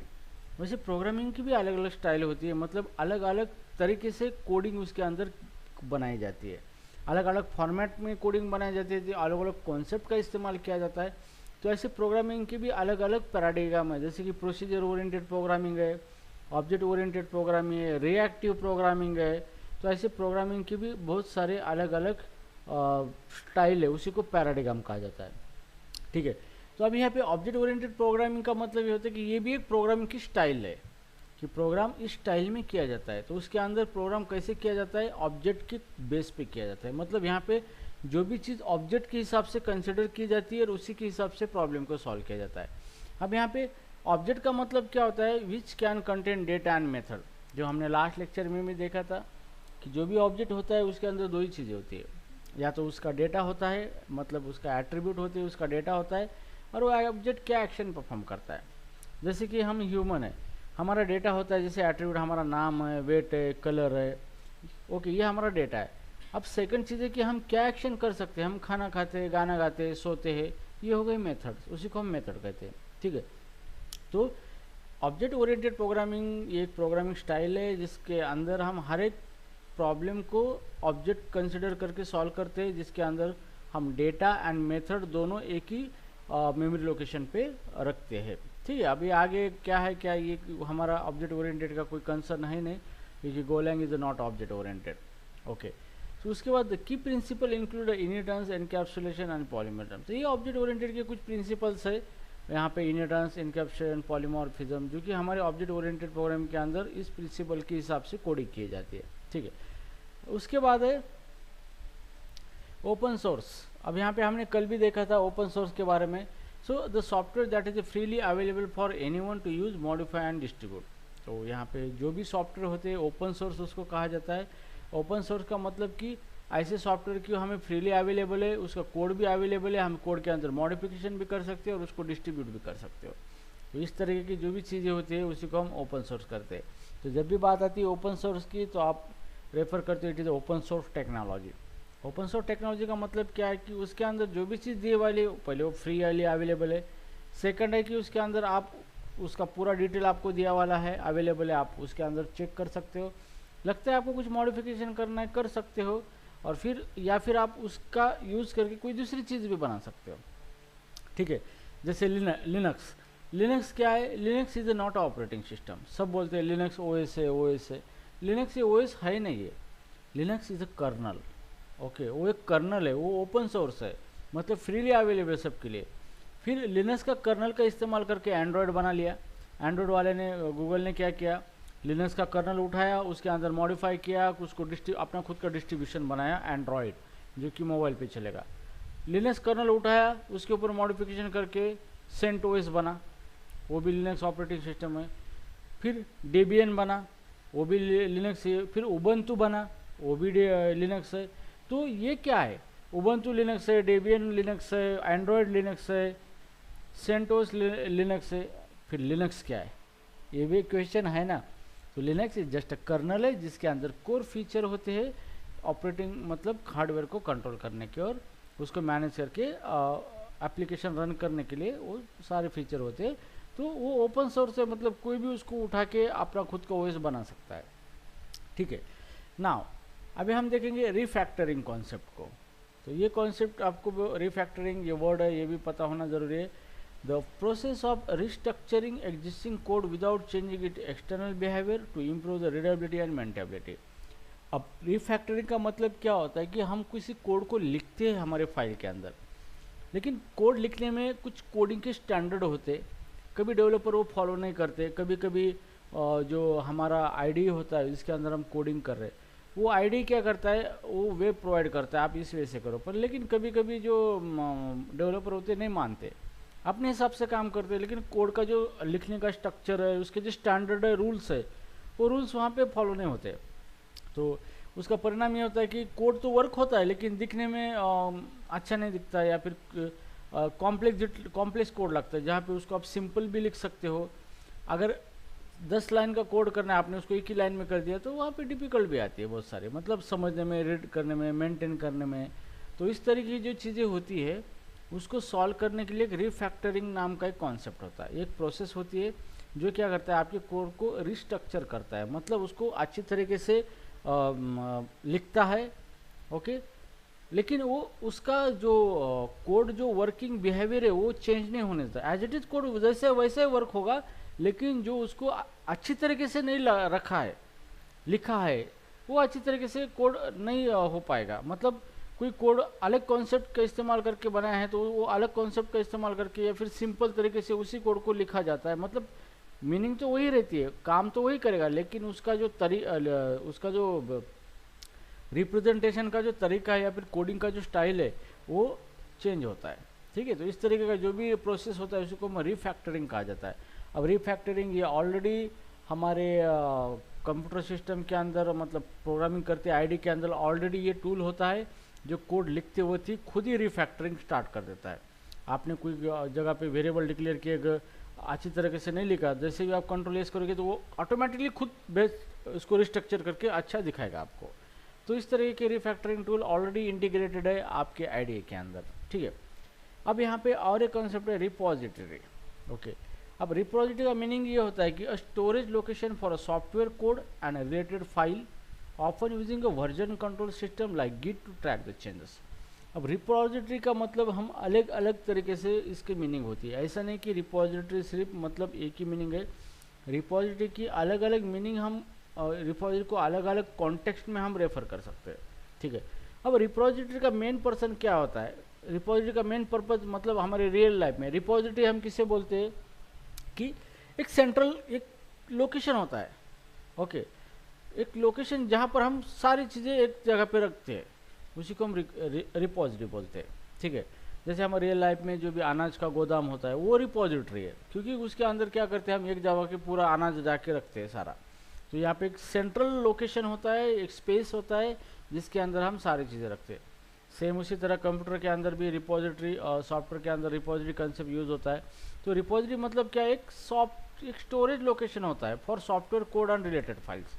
मतलब जो भी आप कोड लिखते हो वो सारा कोड आपको एक जगह पे रखने के लिए आप एक स्टोरेज लोकेशन होता है, और वो कोड रन करने के लिए उसके रिलेटेड जो भी फाइल्स है आपके प्रोजेक्ट के रिलेटेड, जो भी आपका प्रोजेक्ट है उसका जो कोड है, मतलब प्रोजेक्ट वर्क करने के लिए जितने भी सारे रिसोर्सेस है, फाइल्स है, कोड है, सारी चीज़ें आप क्या कर सकते हो, एक सेंट्रल लोकेशन बना सकते हो और उसके ऊपर सारी चीज़ें रखते हो, उसी को रिपोजिटरी कहा जाता है। सो ऑफर रिपोजिटरी का भी मेनली पर्पज़ यहाँ पे होता है सॉफ्टवेयर डेवलपमेंट में कि जैसे कि वर्जन कंट्रोल सिस्टम आया है उसको हम गिट बोलते हैं। अब गिट का भी बहुत ज़्यादा इस्तेमाल, क्योंकि अभी गिट विदाउट गिट डेवलपमेंट होती नहीं है, क्योंकि गिट ये वर्जन कंट्रोल है। अब वर्जन कंट्रोल मतलब क्या है, बहुत लोग बोलते हैं गिट क्या है, वर्जन कंट्रोल वर्जन कंट्रोल। अब क्वेश्चन आया what do mean by version control, तो फिर अटक जाते हैं भाई। तो वर्जन कंट्रोल का मतलब ये होता है कि हम किसी जो हमारा टेक्स्ट है फाइल के अंदर जो भी डेटा है हमने लिखा हुआ, वो डेटा के चेंजेस को ट्रैक करते हैं हम, इसलिए उसको वर्जन कंट्रोल कहा जाता है। तो वर्जन का मतलब कि मान लो मेरे पास एक लाइन है, तो ये एक वर्जन हो गया, उसी लाइन के अंदर मैंने मॉडिफाई कर दिया तो ये उसी का दूसरा वर्जन हो गया। तो क्या हुआ, वर्जन कंट्रोल मतलब क्या होता है कि हम हमारा जो भी डेटा है फाइल के अंदर जो भी लिखा है उस कोड हो या फिर एनी टेक्स्ट, फाइल के अंदर तो टेक्स्ट के फॉर्म में हम कोड लिखते हैं, तो उस कोड के अंदर चेंजेस जो हो रहे हैं हर एक चेंजेस को ट्रैक करता है, उसी को बोला जाता है वर्जन कंट्रोल। ठीक है, तो ये वर्जन कंट्रोल का हम गिट करता है, वो अलग अलग फंक्शनलिटी प्रोवाइड करता है कि आप जो भी कोड लिख रहे हो उस कोड के अंदर वो क्या करता है, सारी चीज़ें ट्रैक करता है। ठीक है, अब वर्जन कंट्रोल का ज़्यादा इस्तेमाल ये होता है कि एक प्रोजेक्ट के ऊपर बहुत सारे लोग क्या होते हैं काम करते हैं उस प्रोजेक्ट के ऊपर। ठीक है, बहुत सारे लोग काम करते हैं और सारा कोड एक जगह पे मर्ज होता है, और किसने क्या चेंजेस किए, क्या कोड अपडेट किए, सारा वहाँ पे पूरा मैनेजमेंट होता है, तो उसी को हम वर्जन कंट्रोल कहते हैं। ठीक है, अब जैसे कि अब यहाँ पे रन टाइम, अब ये रन टाइम ये वर्ड भी आपने बहुत बार सुना होगा प्रोग्रामिंग लैंग्वेज में, इस run time environment, run time run time run time. अब रन टाइम का मतलब क्या होता है भाई, so the period where programming is running as opposite to when it is being written और कंपाइल। तो रन टाइम का मतलब ये होता है कि देखो रन टाइम मतलब रनिंग टाइम, जहाँ पर आपका कोड एक्चुअली रन हो रहा है उसी को हम रन टाइम बोलते हैं। मतलब करंटली प्रोसेसर वो इंस्ट्रक्शन को एग्जीक्यूट कर रहा है, करंटली आपका कोड मेमोरी में आ चुका है, रैम में आ चुका है। ठीक है, तो वो कोड जो होता है उसी को हम रन टाइम कोड बोलते हैं। ओके, मतलब एक्चुअली वो उसको मेमोरी ऑक्यूपाई हुई है, मेमोरी के अंदर आ चुका है, रैम के अंदर, अब प्रोसेसर उसको रन कर रहा है, तो वो हो गया रन टाइम हो गया कोड आपका। ठीक है, तो उसी को हम रन टाइम, तो दो तरीके के होते हैं, जैसे कंपाइल टाइम बोला जाता है, रन टाइम बोला जाता है। कंपाइल टाइम मतलब कि कोड रन होने से पहले और ट्रांसलेट होने से पहले मशीन लैंग्वेज में जो भी प्रोसेस होती है उसको हम कंपाइल टाइम बोलते हैं। लेकिन रन टाइम का मतलब सब कुछ हो गया, कोड ट्रांसलेट हो गया, प्रोसेसर पे एग्जीक्यूट होने के लिए रेडी है और कोड रन हो रहा है, मतलब वो किसी मेमोरी के अंदर आ चुका है, कुछ रिसोर्स उसके लिए ऑक्यूपाई हो चुके हैं, एक प्रोसेस बन चुका है और वो कोड अभी रन हो रहा है, उसी को आप बोला जाता है रन टाइम बोला जाता है। ठीक है, अंडरस्टूड। तो ये चीज़ आपको ध्यान में रखना है। अब यहाँ पे जैसे वर्जन कंट्रोल, जैसे मैंने बताया कि a system that track changes to code over a time, allowing multiple people to collaborate and revert the previous version if necessary. Same thing, version control एक सिस्टम है जिसका मेन पर्पज ये है कि जो भी हम लिख रहे हैं, अब वहाँ पे कोड ही नहीं है, हम कोई टेक्स्ट फाइल भी बना सकते हैं, तो सारे उसके ऊपर जो चेंजेस हो रहे हैं फाइल के अंदर उसके ऊपर वो क्या करता है, उसको ट्रैक करता है, कंट्रोल करता है उसको। और बहुत सारे लोग एक साथ ही एक फाइल के अंदर काम कर सकते हैं और सबका कोड एक साथ मर्ज हो सकता है और एक प्रोजेक्ट आपका एक जगह पे बन सकता है। इस तरीके की जो भी सिस्टम होती है उसी को वर्जन कंट्रोल कहा जाता है। तो जैसे कि गिट है अभी यहाँ पे, ठीक है, राइट नाउ। अभी यहाँ पे the second is a variable. अब वेरिएबल जो है ये भी एक टर्मिनोलॉजी यूज़ होती है हमारे प्रोग्रामिंग लैंग्वेज में, क्योंकि इसके सिवा हमारा प्रोग्राम बनता ही नहीं है, ठीक है। A named storage location in a program that hold data which can be change during the execution. अब इसका मतलब ये होता है कि हम कोई भी डेटा प्रोग्रामिंग के अंदर प्रोसेस करने जा रहे हैं, तो डेटा प्रोसेस करने के लिए हमें कहीं ना कहीं उसको स्टोर करना पड़ता है। आप कोई भी चीज़ ले लो, मान लो कि आप किसी रॉ मटेरियल का इस्तेमाल करके आपको फुटवेयर बनाना है, जैसे शूज़ बनाना है, तो उसके लिए जो रॉ मटेरियल लगता है, तो आप रॉ मटेरियल को कहीं ना कहीं तो भी रखोगे ना, विदाउट रखते तो शूज़ बना नहीं सकते उसको। तो जैसे कंप्यूटर सिस्टम के अंदर भी हम कोई भी डेटा के ऊपर ऑपरेशन परफॉर्म करना है, तो हमें क्या करना पड़ता है, उसको एक मेमोरी लोकेशन में स्टोर करना पड़ता है, ओके। और वही मेमोरी लोकेशन जो होता है उसी को वेरिएबल कहा जाता है, ठीक है। और उस वेरिएबल लोकेशन की वैल्यू आप चेंज कर सकते हो, ठीक है। तो जैसे मान लो मुझे 10 वैल्यू के ऊपर 10 का स्क्वायर निकालना है, तो स्क्वायर निकालने के लिए मुझे एक 10 वैल्यू है, उसको कहीं ना कहीं स्टोर करना पड़ेगा। तो मैं एक मेमोरी लोकेशन बनाऊंगा, उसी को मैं वेरिएबल कहूँगा। मतलब जो भी मेमोरी लोकेशन है उसको आप एक नाम देते हो, उसी को वेरिएबल कहा जाता है। अब उसके अंदर मैंने 10 वैल्यू रखी, लेकिन वो लोकेशन की वैल्यू चेंज हो सकती है, मैं जो 10 की जगह 20 भी मैं कर सकता हूँ, रख सकता हूँ। तो इस टाइप का जो भी कॉन्सेप्ट होता है उसी को वेरिएबल कहा जाता है, ठीक है। Here a name storage location in a program, तो जो भी स्टोरेज लोकेशन होता है मेमोरी के अंदर उसी को नाम दिया जाता है, और वही आपका वेरिएबल होता है जिसके अंदर आप वैल्यू स्टोर कर सकते हो, और it can be change over a time, ठीक है। So this is concept is nothing but the variable, okay. So here अभी यहाँ पे आए फ्रेमवर्क, तो हमने पढ़ा ही है, स्ट्रक्चर, सेटअप, गाइडलाइन, टूल, ये भी पढ़ा है हमने। सिंटैक्स के बारे में भी पढ़ा है, the set of rule that define the combination of a symbol and consideration the correct structure for language. तो ये भी हमने देखा था कि एक फॉर्मेट है जिसके अंदर लैंग्वेज के सारे रूल्स होते हैं, लैंग्वेज ने जो दिया है उसके हिसाब से हम कोडिंग करते हैं, उसी को सिंटैक्स बोलते हैं। अब यहाँ पे अब बात आती है यूनिट टेस्ट की। तो यहाँ पे यूनिट टेस्ट भी एक कॉन्सेप्ट होता है, आपको बहुत बार रेफर किया जाता है टेस्टिंग, क्योंकि पहले क्या था कि टेस्टर एक अलग था और सॉफ्टवेयर डेवलपर अलग था। अभी इंडस्ट्री की डिमांडिंग हो चुकी है कि अभी इंटेलिजेंस लेवल इतना बढ़ चुका है कि industry demand the maximum knowledge and technology stack. अब टेस्टिंग जो पार्ट है अब वो टेस्टिंग कुछ डेवलपर से ही करवा के ले रहे हैं, तो उसके अंदर एक यूनिट टेस्ट होता है। तो a type of software testing that focus on testing individual unit और component of a program to ensure they work correctly. तो यहाँ पे जो भी हमारा प्रोग्राम होता है या प्रोजेक्ट होता है या जो भी टास्क हम फंक्शनलिटी परफॉर्म कर रहे हैं, उस फंक्शनलिटी को पूरा करने के लिए अलग अलग कंपोनेंट्स में हम उसको डिवाइड करते हैं, और सारे कंपोनेंट्स एक दूसरे के साथ कोलैबोरेट करके फंक्शनलिटी को अंजाम देते हैं, ठीक है। तो यहाँ पे यूनिट टेस्टिंग का मतलब क्या है कि जितने भी हमने सेपरेट यूनिट ऑफ टास्क बनाए वाले छोटे छोटे कोड, उसी को चेक किया जाता है कि उसके हिसाब से वर्क हो रहा है या नहीं हो रहा है। तो इस तरह का जो भी सॉफ्टवेयर टेस्टिंग होता है उसी को हम यूनिट टेस्ट कहते हैं। जैसे मान लो कि हमारा कैलकुलेटर है, अब कैलकुलेटर को हमने क्या किया है, 4 पार्ट में डिवाइड किया है, एडिशन, मल्टीप्लिकेशन, सब्ट्रैक्शन, डिवीजन। तो क्या किया है, ये 4 कंपोनेंट हो गए। अब मैं क्या करूँगा, इसके 4 यूनिट बना दिए मैंने। मेरा मेन प्रॉब्लम तो कैलकुलेशन करना है, लेकिन उसके अंदर मैंने उसको डिवाइड करके 4 यूनिट में कन्वर्ट कर दिया, ठीक है।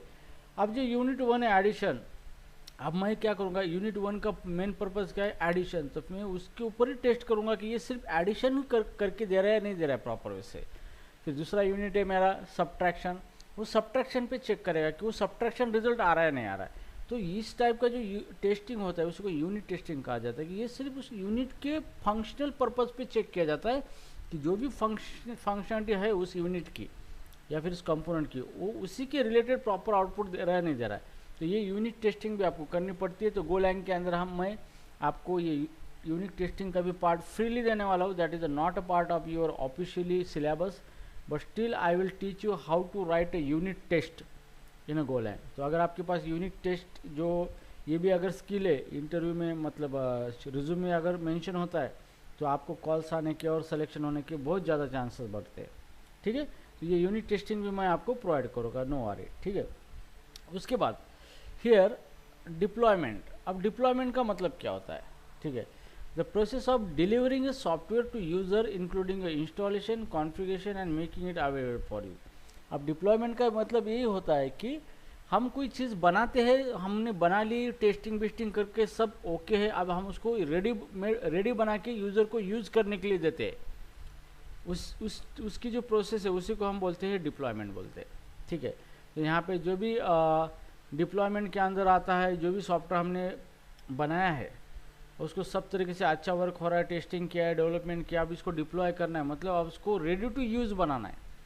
तो उसके अंदर हम उसके अंदर इंस्टॉलेशन करना पड़ता है, कुछ कॉन्फ़िगरेशन और making it available for use. तो कॉन्फ़िगरेशन का मतलब कुछ सेटिंग्स होता है। सो अल्टीमेटली कि हम किस चीज़ को डिप्लॉय कर रहे हैं, मतलब उसको बना के अभी यूज़ करने के लिए रेडी कर रहे हैं, इस टाइप का जो प्रोसेस होता है उसी को हम डिप्लॉयमेंट कहते हैं। अंडरस्टूड डिप्लॉयमेंट के बारे में। So here in a web development, specific terminology help describe various aspects of a building and maintaining website and web application. Here are the breakdowns. Okay, अभी यहाँ पे देखो, ये तो हो गए कुछ concept terminology regarding software development and programming. Okay, तो हियर अभी हम देखेंगे कि वेब डेवलपमेंट टर्मिनोलॉजी। तो सॉफ्टवेयर डेवलपमेंट के अंदर वेब डेवलपमेंट एक वर्ड मतलब डोमेन है, क्योंकि सॉफ्टवेयर मीन्स बहुत बड़ी कैटेगरी है, उसके अंदर आप बहुत सारे सॉफ्टवेयर आते हैं, जैसे एम्बेडेड सिस्टम आता है, ऑपरेटिंग सिस्टम आता है, गेम डेवलपमेंट आता है, उसके बाद डेवलपमेंट सॉफ्टवेयर, बहुत सारी चीज़ें आती है। तो हर एक अपने अपने डोमेन के अंदर उसके फार्मूलाज, रूल, काम करने का तरीका। जैसे आपको बहुत सारी प्रोग्रामिंग आती है लेकिन आप बैंकिंग सॉफ्टवेयर नहीं बना सकते, क्यों? क्योंकि बैंकिंग सॉफ्टवेयर बनाने के लिए आपको बैंकिंग रिलेटेड नॉलेज होना चाहिए, जैसे डेबिट कब होता है, क्रेडिट कब होता है, स्टेटमेंट ऑफ अकाउंट क्या होता है। तो ये प्रोसेस ही पता नहीं, आपको लैंग्वेज कितना भी आता है, बहुत बढ़िया आप कोडिंग करते हो, लेकिन आपको सॉफ्टवेयर बनाने के लिए उस डोमेन का नॉलेज ही नहीं है, तो आप नहीं बना पाओगे उसको, है ना।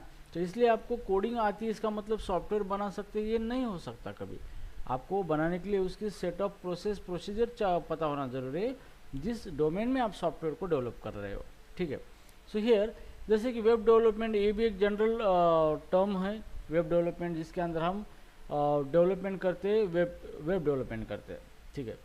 अब सबसे पहले यहाँ पे वेब का मतलब क्या होता है, ये भी एक क्वेश्चन है। हम बहुत बार बोलते हैं वेब वेब वेब, अभी वेब क्या होता है? सो वेब का मतलब ये होता है कि it is a system, web एक सिस्टम है, okay, that share the resources across the over the network. समझ रहे हो? वेब का मतलब क्या होता है कि एक इस तरीके की सिस्टम है, उसको वर्ल्ड वाइड वेब बोलते हैं, www। तो आपने देखा होगा कि www.com, तो www world wide web means what, एक इस तरीके की सिस्टम है, it share the resources across the network, over the network. Okay, तो जो भी आपकी रिसोर्सेस है, मतलब क्या आपके फाइल्स है, उसके बाद आपकी इमेज, ऑडियो, वीडियो, मतलब रिसोर्स मीन्स कि आपकी फाइल्स ही होते हैं। सॉफ्टवेयर के अंदर जो भी चीज़ फाइल्स के फॉर्म में होती है, ओके। आप कोई भी चीज़ ले लो, फाइल के फॉर्म में है, वीडियो ले लो, वीडियो फाइल होती है, ऑडियो फाइल होती है, लैंग्वेज कोडिंग ले लो, कोडिंग की भी फाइल ही होती है। तो हर एक चीज़ क्या होती है? फाइल ही होती है।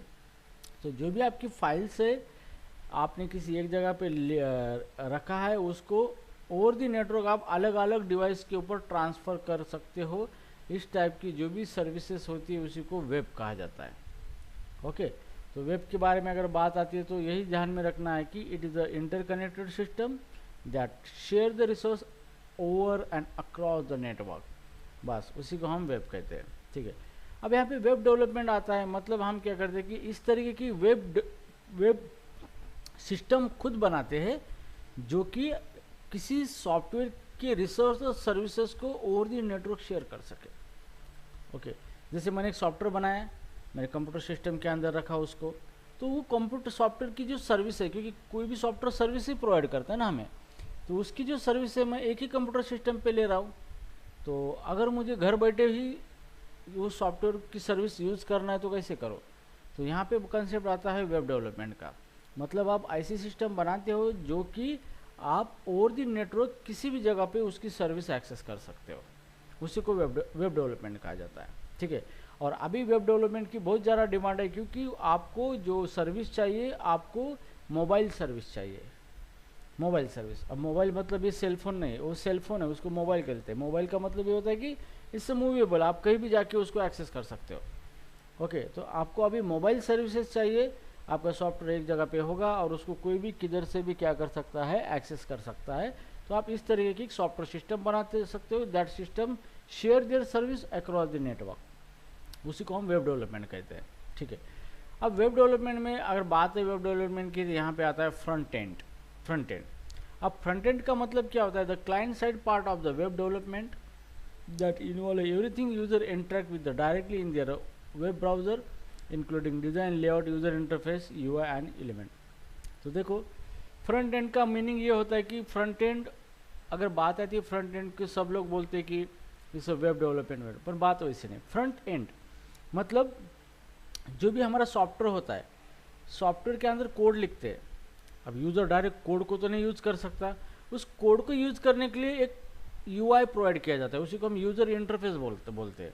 उस यूज़र इंटरफेस का इस्तेमाल करके हम उस कोड को एग्जीक्यूट करते हैं. जैसे कोई बटन क्लिक करने के बाद कुछ होता है, या फिर मुझे कोई इनपुट देना है तो मैं टेक्स्ट बॉक्स के अंदर कुछ तो भी नेम डालता हूँ, तो वो ऑटोमेटिकली प्रोग्राम बैक एंड में वो लेता है.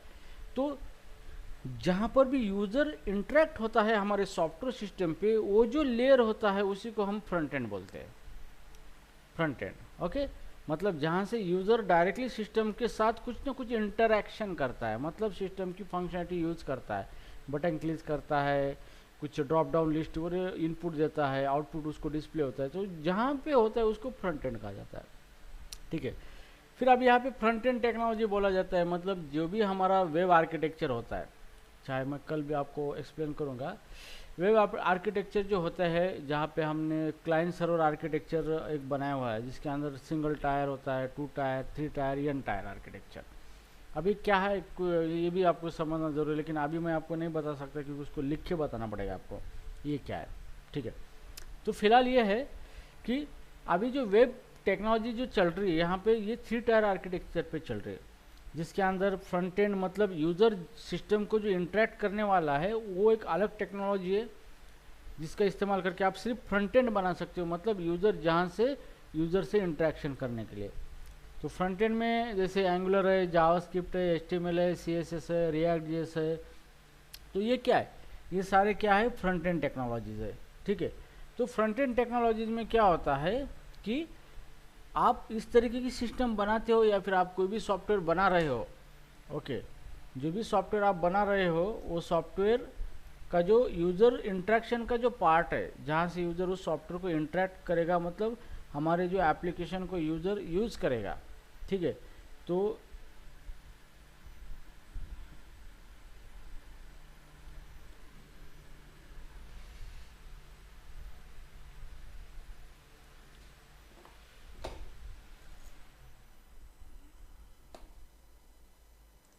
ओके, तो हियर जो भी हमारा सॉफ्टवेयर वेब एप्लीकेशन बनाते हो तो उसको 3 पार्ट में डिवाइड किया जाता है फिलहाल वेब एप्लीकेशन को. ठीक है. जैसे कि फ्रंट एंड, सर्वर और बैक एंड, मतलब 3 टायर आर्किटेक्चर यूज़ किया जाता है. तो जो भी फ्रंट एंड पार्ट होता है, मतलब वहाँ से यूज़र सॉफ्टवेयर सिस्टम के साथ इंटरेक्ट होगा, यूज़ करेगा, तो इसी को बोला जाता है फ्रंट एंड बोला जाता है. ठीक है. तो फ्रंट एंड टेक्नोलॉजी मतलब यहाँ पे जो भी हमारा वेब एप्लीकेशन है, तो वेब एप्लीकेशन हमारा लोड होता है, यूज कर सकते हैं हम ब्राउज़र के ऊपर. तो ब्राउज़र के ऊपर जो भी आपको दिखता है, वेबसाइट दिखता है, कोई भी एप्लीकेशन आप ब्राउज़र के ऊपर आप उसको लोड करते हो और यूज़ करते हो, तो जो भी आपको ब्राउज़र के ऊपर दिख रहा है वो होता है फ्रंट एंड. ठीक है. तो उसी को हम फ्रंट एंड बोलते हैं. फिर फ्रंट एंड टेक्नोलॉजी कौन सी है फ्रंट एंड ऐप डेवलपमेंट के लिए, जैसे कि रिएक्ट जेएस है, एंगुलर है, व्यू जेएस है, HTML CSS. तो उसके अंदर core technology HTML CSS JavaScript. Okay. इसके अंदर ही हम फ्रंट एंड बना दे सकते हैं, क्योंकि ब्राउज़र को कुछ नहीं समझता, सिर्फ HTML CSS जावास्क्रिप्ट समझता है, उसके अलावा कुछ नहीं समझता, ना रिएक्ट समझता है, ना एंगुलर समझता है, ना कुछ नहीं. ये फ्रेमवर्क फाइनली जो हम डेवलपमेंट करते हैं उसको कन्वर्ट करके जावास्क्रिप्ट, CSS और HTML में कन्वर्ट कर देते हैं. तो दैट्स व्हाई इट इज़ अ की टेक्नोलॉजी. ठीक है. तो बाद में देखेंगे जैसे हमारा फ्रंट एंड स्टार्ट होगा तो एक्स्ट्राऑर्डिनरी कोडिंग करेंगे, एक लाइव एप्लीकेशन बेहतर तरीके से बनाएंगे हम. ठीक है. तो इसी को बोला जाता है front end. Okay. So now here Kishore is not there.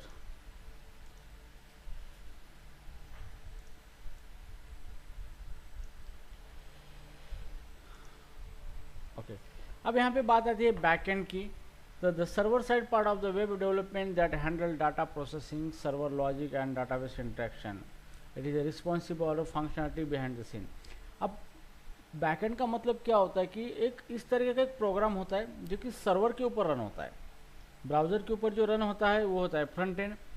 Server के ऊपर जो रन होता है जो प्रोग्राम, जिसके अंदर हम मेन लॉजिक लिखते हैं, और वहीं से क्या होता है कि डेटाबेस से डेटा हम निकालते हैं, डेटाबेस के अंदर रखते हैं, सारी चीज़ें वहीं पे करते हैं, प्रोग्रामिंग टास्क, लॉजिक वगैरह सब सिक्योर काम करते हैं। उस टाइप का जो भी प्रोग्राम सर्वर के ऊपर रन होता है उसी को हम बैकएंड कहते हैं।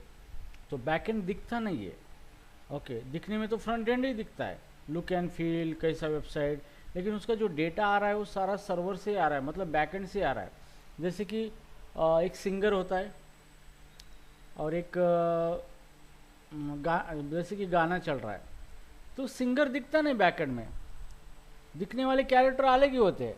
तो वो दिखने वाले जो हीरो हीरोइन होते हैं वो होता है फ्रंट एंड, और गाना चल रहा है, गाना बोलने वाला वो होता है बैक एंड, जो कि किसी को दिखता नहीं है वो, लेकिन वही सारी चीज़ें खूबसूरत बनाता है। सेम इसी तरीके से यहाँ पे जैसे हम कोई गाना बजा रहे तो सिंगर गाना गाता है, सब लोग देखते हैं, लेकिन म्यूजिक वाले को भूल जाते हैं लोग।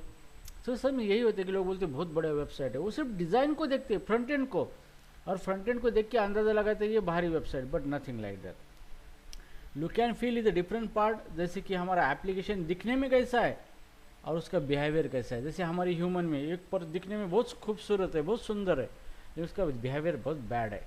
सेम इसी तरीके की कोई वेबसाइट दिखने में बहुत सिंपल दिखती है, लेकिन काम ऐसा होता है, उसके अंदर ऐसे फीचर और फंक्शनलिटी होती है कि बहुत ऑसम होती है। इस तरीके की चीज़ें यहाँ पर भी होती है।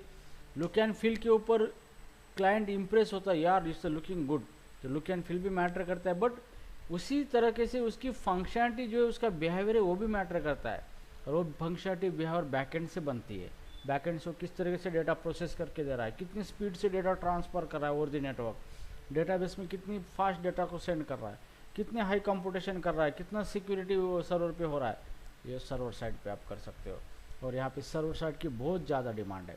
ओके, अभी यहाँ पे क्या होता है कि सर्वर साइड से ज़्यादा डिमांड फ्रंट एंड की है, सबसे ज़्यादा। क्यों? कि आप सर्वर साइड में बहुत सारे ऑप्शन हैं आपको, जावा, गोलैंग, पाइथन है, PHP है, नोड.js है, बहुत सारे ऑप्शन है सर्वर साइड के लिए। लेकिन क्लाइंट साइड के लिए there is no option, only one, HTML CSS JavaScript. तो आप प्रोजेक्ट कोई भी कंपनी किसी भी लैंग्वेज में प्रोजेक्ट बनाए फ्रंट एंड के लिए, उसको जावास्क्रिप्ट चाहिए, HTML चाहिए, CSS चाहिए। तो यहाँ पे देखो कितनी जॉब अपॉर्चुनिटी अवेलेबल है, and that is the reason the JavaScript become the world number 1 language in 2024। तो जावास्क्रिप्ट वर्ल्ड नंबर 1 लैंग्वेज अभी आ चुकी है। क्यों? क्योंकि वेब डेवलपमेंट में जावास्क्रिप्ट, HTML और CSS के सिवा कुछ हो ही नहीं सकता।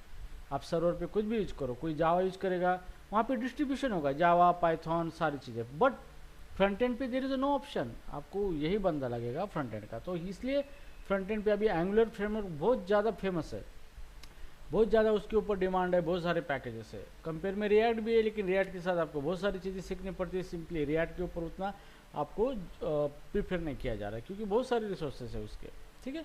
तो एंगुलर ये भी एक आपके इस कोर्स के अंदर एंगुलर भी आपको मिलेगा, जो कि बहुत ही आपका प्रोफाइल बेहतर तरीके से बनाएगा एप्लीकेशन डेवलपमेंट के अंदर, ठीक है। सो नाउ मूविंग फॉरवर्ड, अभी यहाँ पे देखो फुल स्टैक। अब फुल स्टैक का मतलब क्या होता है? आपने बहुत बार फुल स्टैक सुना होगा। तो फुल स्टैक का मतलब ये होता है कि refer to the combination of both front end, back end development skill. तो फुल स्टैक जो भी है, मतलब जिसको फ्रंट एंड डेवलपमेंट भी आता है, एंगुलर या HTML, CSS, जावास्क्रिप्ट, और सर्वर साइड प्रोग्रामिंग भी आती है, और डेटाबेस भी आता है उसको। ये तीनों का जो कॉम्बिनेशन है मिलके जो बनता है, उसी को कहा जाता है फुल स्टैक कहा जाता है, ठीक है। तो that is called as a full stack here. Okay, so right now उसके बाद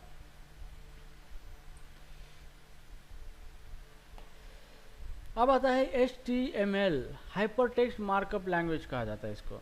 the standard language for creating a web page structure content on the web. अब HTML को कहा जाता है it is a hyper text markup language. Hyper text का मतलब ये होता है कि जो भी आपका कोड है लैंग्वेज का, वो टेक्स्ट के फॉर्म में है, ओके, और उसके अंदर कुछ दूसरे डॉक्यूमेंट की लिंक्स भी है, उसी को हाइपर टेक्स्ट कहा जाता है। तो आगे हम जब जाएंगे तो पता चलेगा, तो इसके बारे में इतना मैं नहीं आपको बताऊंगा। और हाँ, मेरे एक फ्री यूट्यूब वीडियो सीरीज़ अभी HTML पे मैं लॉन्च करने वाला, जो कि बेस्ट तरीके से कॉन्सेप्ट क्लियर करूँगा। लोगों की मानसिकता है कि छोटे छोटे वीडियो चाहिए, शॉर्ट में कुछ नहीं होता है। मेरे वीडियो बड़े होते हैं, लेकिन नॉलेज आपको प्रॉपर तरीके से मिलेगा उसके अंदर, ठीक है। तो फिर HTML के अंदर में मैं एक बेहतर तरीके से एक यूट्यूब वीडियो सीरीज अभी बनाना शुरू कर रहा हूँ, ताकि रियलिटी क्या है मैं वो दिखाना चाहता हूँ। जो नॉर्मली मिथ क्या चल रहा है मार्केट में, तो रियलिटी के हिसाब से हम काम करेंगे, ठीक है। अब HTML जो है the standard language for creating a web page, जो वेब पेज बनाने के लिए इस लैंग्वेज का इस्तेमाल होता है। Its structure content of the web page, मतलब हम वेब पेज के ऊपर कुछ कंटेंट रखते हैं। कंटेंट क्या होते हैं हमारे, जैसे वेब पेज के अंदर हम कुछ टेक्स्ट लिखते हैं, कुछ इमेज डिस्प्ले करते हैं, कुछ उसके ऊपर वीडियो डिस्प्ले कर सकते हैं, हम कुछ आइकॉन्स लगा सकते हैं, ये हमारे कंटेंट है। अब ये कंटेंट को हमें वेब पेज पे दिखाना है तो हम वेब पेज के लिए एक स्ट्रक्चर तो बनाना पड़ेगा जिसके अंदर हमें सारी चीज़ें रखेंगे। So HTML provide the data structure for the web content। तो HTML के अंदर इस तरीके के मार्कअप टैग्स है जिसका इस्तेमाल करके हम हमारा जो कंटेंट है उसको बेस्ट तरीके से रख सकते हैं, ठीक है। तो उसी को कहा जाता है HTML कहा जाता है। तो HTML का मेन पर्पज होता है कि हमारा जो भी वेब पेज है उसको क्रिएट करना, जिसके अंदर HTML की लैंग्वेज का इस्तेमाल करके हम वेब पेज बनाएंगे, कंटेंट को स्ट्रक्चर करेंगे, कहाँ पे रखना है क्या नहीं। सिंपली मान लो कि हमारे पास एक रैक होता है घर के अंदर बर्तन रखने के लिए, वो रैक के अंदर हम बर्तन रखते हैं, तो बर्तन ही हमारे कंटेंट हो गए वेब पेज के, और रैक हो गया ये HTML हो गया, जो कि हमें रिसोर्स प्रोवाइड करता है कंटेंट रखने के लिए। और वो रिसोर्स मतलब इन the form of the tags, अलग अलग टैग के अंदर अलग अलग आप चीज़ें रख सकते हो, ठीक है। जैसे हमारे अंदर रैक के अंदर ऊपर का पार्ट होता है, वहाँ पे हम प्लेट रख सकते हैं। तो जैसे HTML के अंदर कोई डिवीजन एलिमेंट है, सेक्शन है, कोई इटैलिक है, ये वो ऐसे टैग प्रोवाइड किए, तो जिसका यूज़ करके हम क्या कर सकते हैं, हमारे कंटेंट को रख सकते हैं अप्रोप्रिएट तरीके से पेज के ऊपर, और हमारा पेज डिस्प्ले होता है, तो उसी को हम HTML बोला जाता है, ठीक है ना। उसके बाद है CSS, it is called as a cascading style sheet. CSS, a style sheet language use to describe the presentation and layout of the HTML page. अब इसका मतलब ये होता है कि HTML पेज क्या करता है, कंस्ट्रक्शन करता है। HTML कंस्ट्रक्शन करने के लिए मतलब आप वेब पेज वो बना के देता है स्ट्रक्चर। जैसे कि आप कोई घर बना रहे हो, तो घर बनाने के लिए आपको क्या चाहिए, दीवार तो लगेगी, तो दीवार के लिए आप ब्रिक्स इस्तेमाल करते हो, फिर सीमेंट इस्तेमाल करते हो, सैंड इस्तेमाल करते हो, ये HTML है। इसका इस्तेमाल करके आप दीवार तो बना लिया आपने, अब वो दीवार बन गई तो वो दिखने में अच्छी नहीं दिखती ना, उसको फिर हम क्या करेंगे, प्लास्टर करेंगे, कलरिंग करेंगे, POP करेंगे, तो ये क्या, ये CSS है। तो HTML का इस्तेमाल करके हम वेब पेज को बना सकते हैं, एलिमेंट कौन से कहाँ पे स्ट्रक्चर बना सकते हैं। जैसे कि हमने दीवार बनाई है ईंट और ब्रिक्स का इस्तेमाल जो करके बनाई है, लेकिन वो बनने के बाद उसको अभी सजाना, डेकोरेट करना है, तो वहाँ पे CSS आता है, ठीक है। तो जो भी कंटेंट हमने रखे हैं उसको फिर उसकी साइज विड्थ बढ़ाओ, उसको शैडो दे दो, उसका कलर चेंज करो, ये जो भी डेकोरेटिव काम जो होता है वो CSS का इस्तेमाल करता है। तो CSS का इस्तेमाल करके हमारी वेबसाइट दिखने में बहुत अच्छी दिखती है, कुछ इफेक्ट्स आते हैं, एनिमेशंस आते हैं, सारी चीज़ें CSS के अंदर होता है, ठीक है ना। उसके बाद है JavaScript. JavaScript scripting language use to create interactive and dynamic content on a website. अब यहाँ पे जावास्क्रिप्ट एक प्रोग्रामिंग लैंग्वेज है। अब यहाँ पे एक वर्ड आया है that is called as a interactive dynamic content website. अब ये इंटरैक्टिविटी क्या है वेब पेज में, तो इंटरैक्टिविटी का मतलब ये होता है कि आप वेब पेज को इस तरीके से बना सकते हो कि जिसके अंदर कुछ फंक्शनलिटी ऐड कर सकते हो ताकि यूज़र उसको यूज कर सके। इसी कॉन्सेप्ट को इंटरैक्टिविटी कहा जाता है।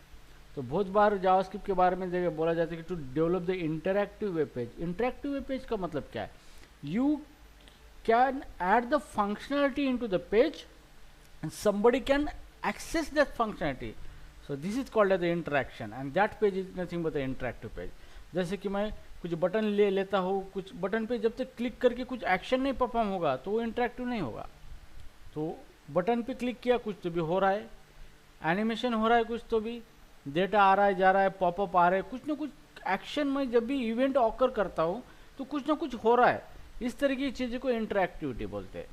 तो जब भी हम वेब पेज के अंदर इंटरैक्टिव वेब पेज हमें बनाना है, इसका मतलब उसके अंदर हम कुछ फंक्शनलिटी ऐड करेंगे, डायनामिक फंक्शनलिटी, जो कि हम उसको रन टाइम में यूज़ कर सकते हैं। जैसे कि मान लो कि मुझे कुछ नंबर ऐड करने हैं, तो फिक्स कैसा होता है कि 5 नंबर ऐड करने तो 5 ही ऐड होगी, लेकिन मुझे एक बटन देना है, मैं ऐड करूँगा तो दूसरा नंबर रखूँगा, फिर ऐड करूँगा तीसरा, तो आप डायनामिकली कितने भी ऐड कर सकते हो। ये डायनामिक हो गया, यहाँ पे कोई फिक्स चीज़ें नहीं है।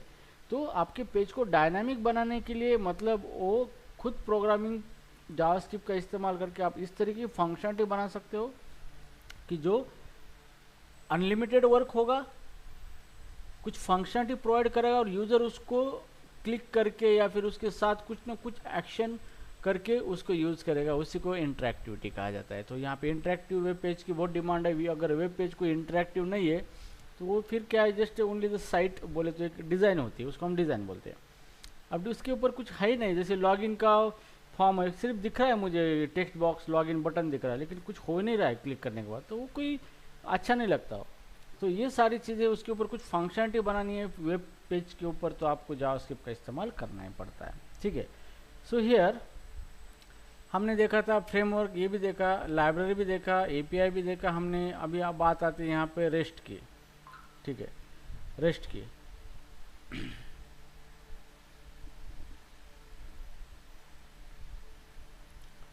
ठीक है, rest is a representational state transfer उसको कहा जाता है। अभी बहुत सारे रेस्ट एपीआई आपने सुना होगा, but what is mean bye rest, तो इसी को कहा जाता है रिप्रेजेंटेशनल स्टेट ट्रांसफर। ओके, तो इसका मतलब ये होता है कि architectural style for designing a network application using a stateless client server communication using और एचटीटीपी।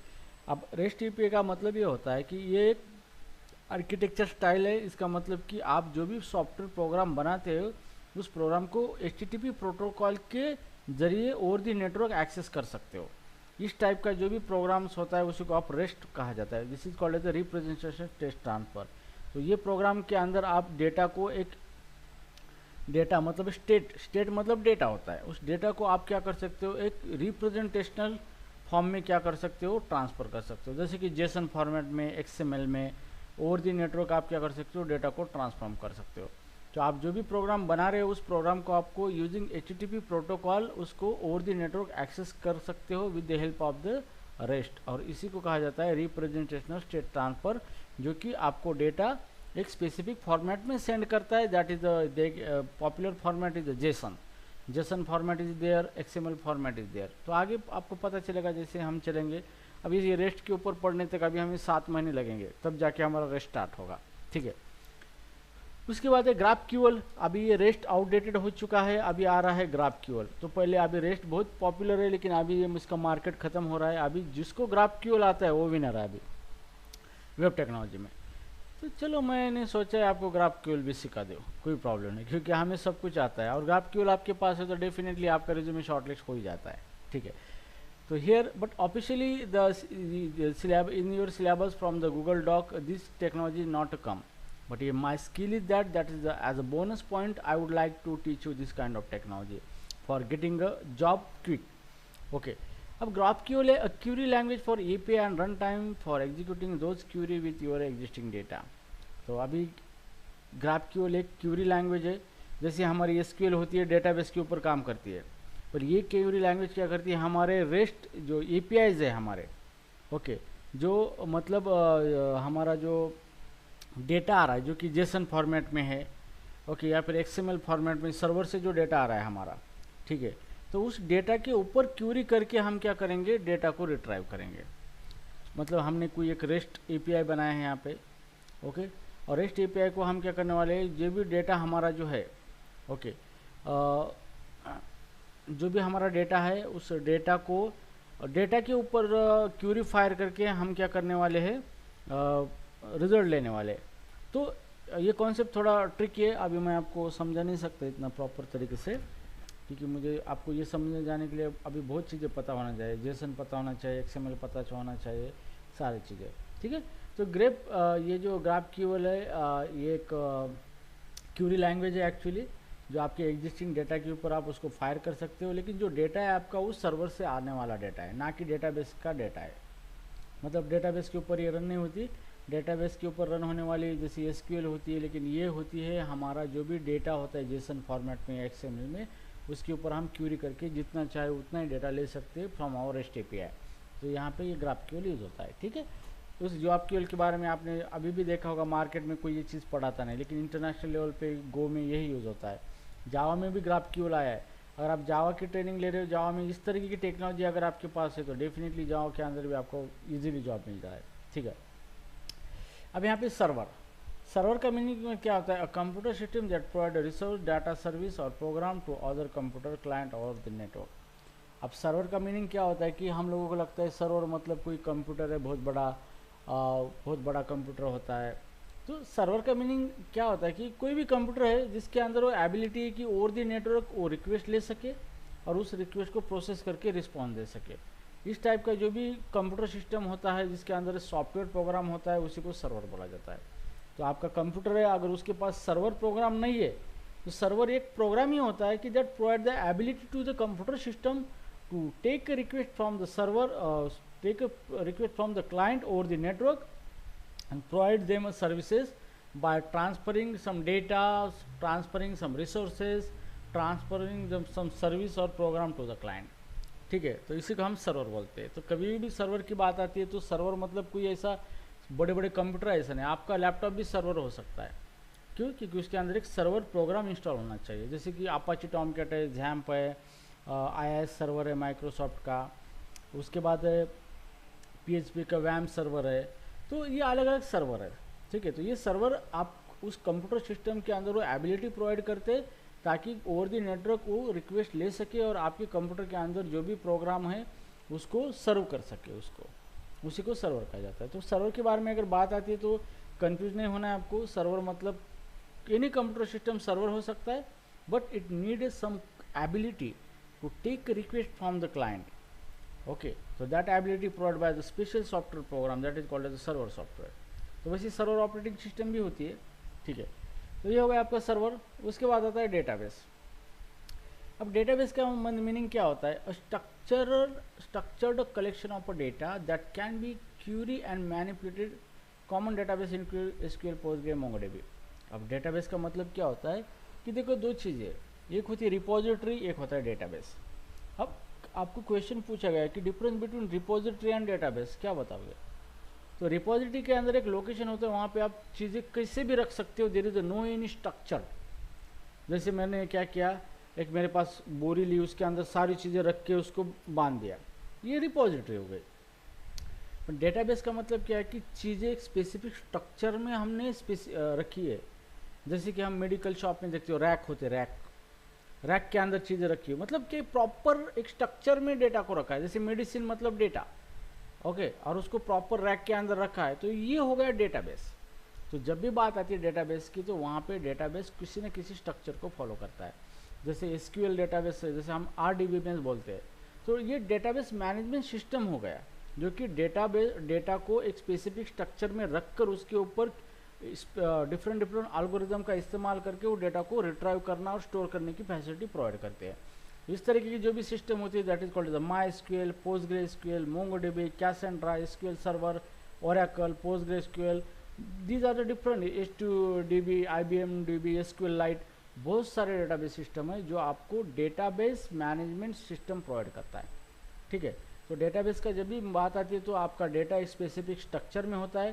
तो इसके अंदर हम जैसे डेटाबेस के भी एक मॉडल होते हैं, जैसे ऑब्जेक्ट ओरिएंटेड डेटाबेस होता है, हायरार्चिकल होता है, RDBMS होता है, NoSQL डेटाबेस होता है। तो मैक्सिमम हम यूज करते हैं RDBMS, मतलब it is a relational database management system, जहाँ पे डेटा हमारा टेबल के फॉर्मेट में स्टोर होता है, रो एंड कॉलम्स में।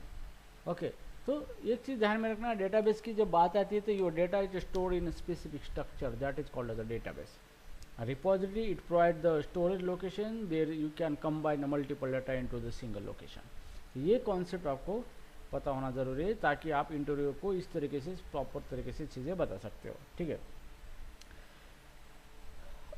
हियर ठीक है गाइज, आई थिंक और भी कुछ चीज़ें बाकी है और बहुत ही ओवरलोड हो जाएगा ऐसा मुझे लग रहा है, और 2 आवर लेक्चर मीन्स बहुत बड़ा होता है।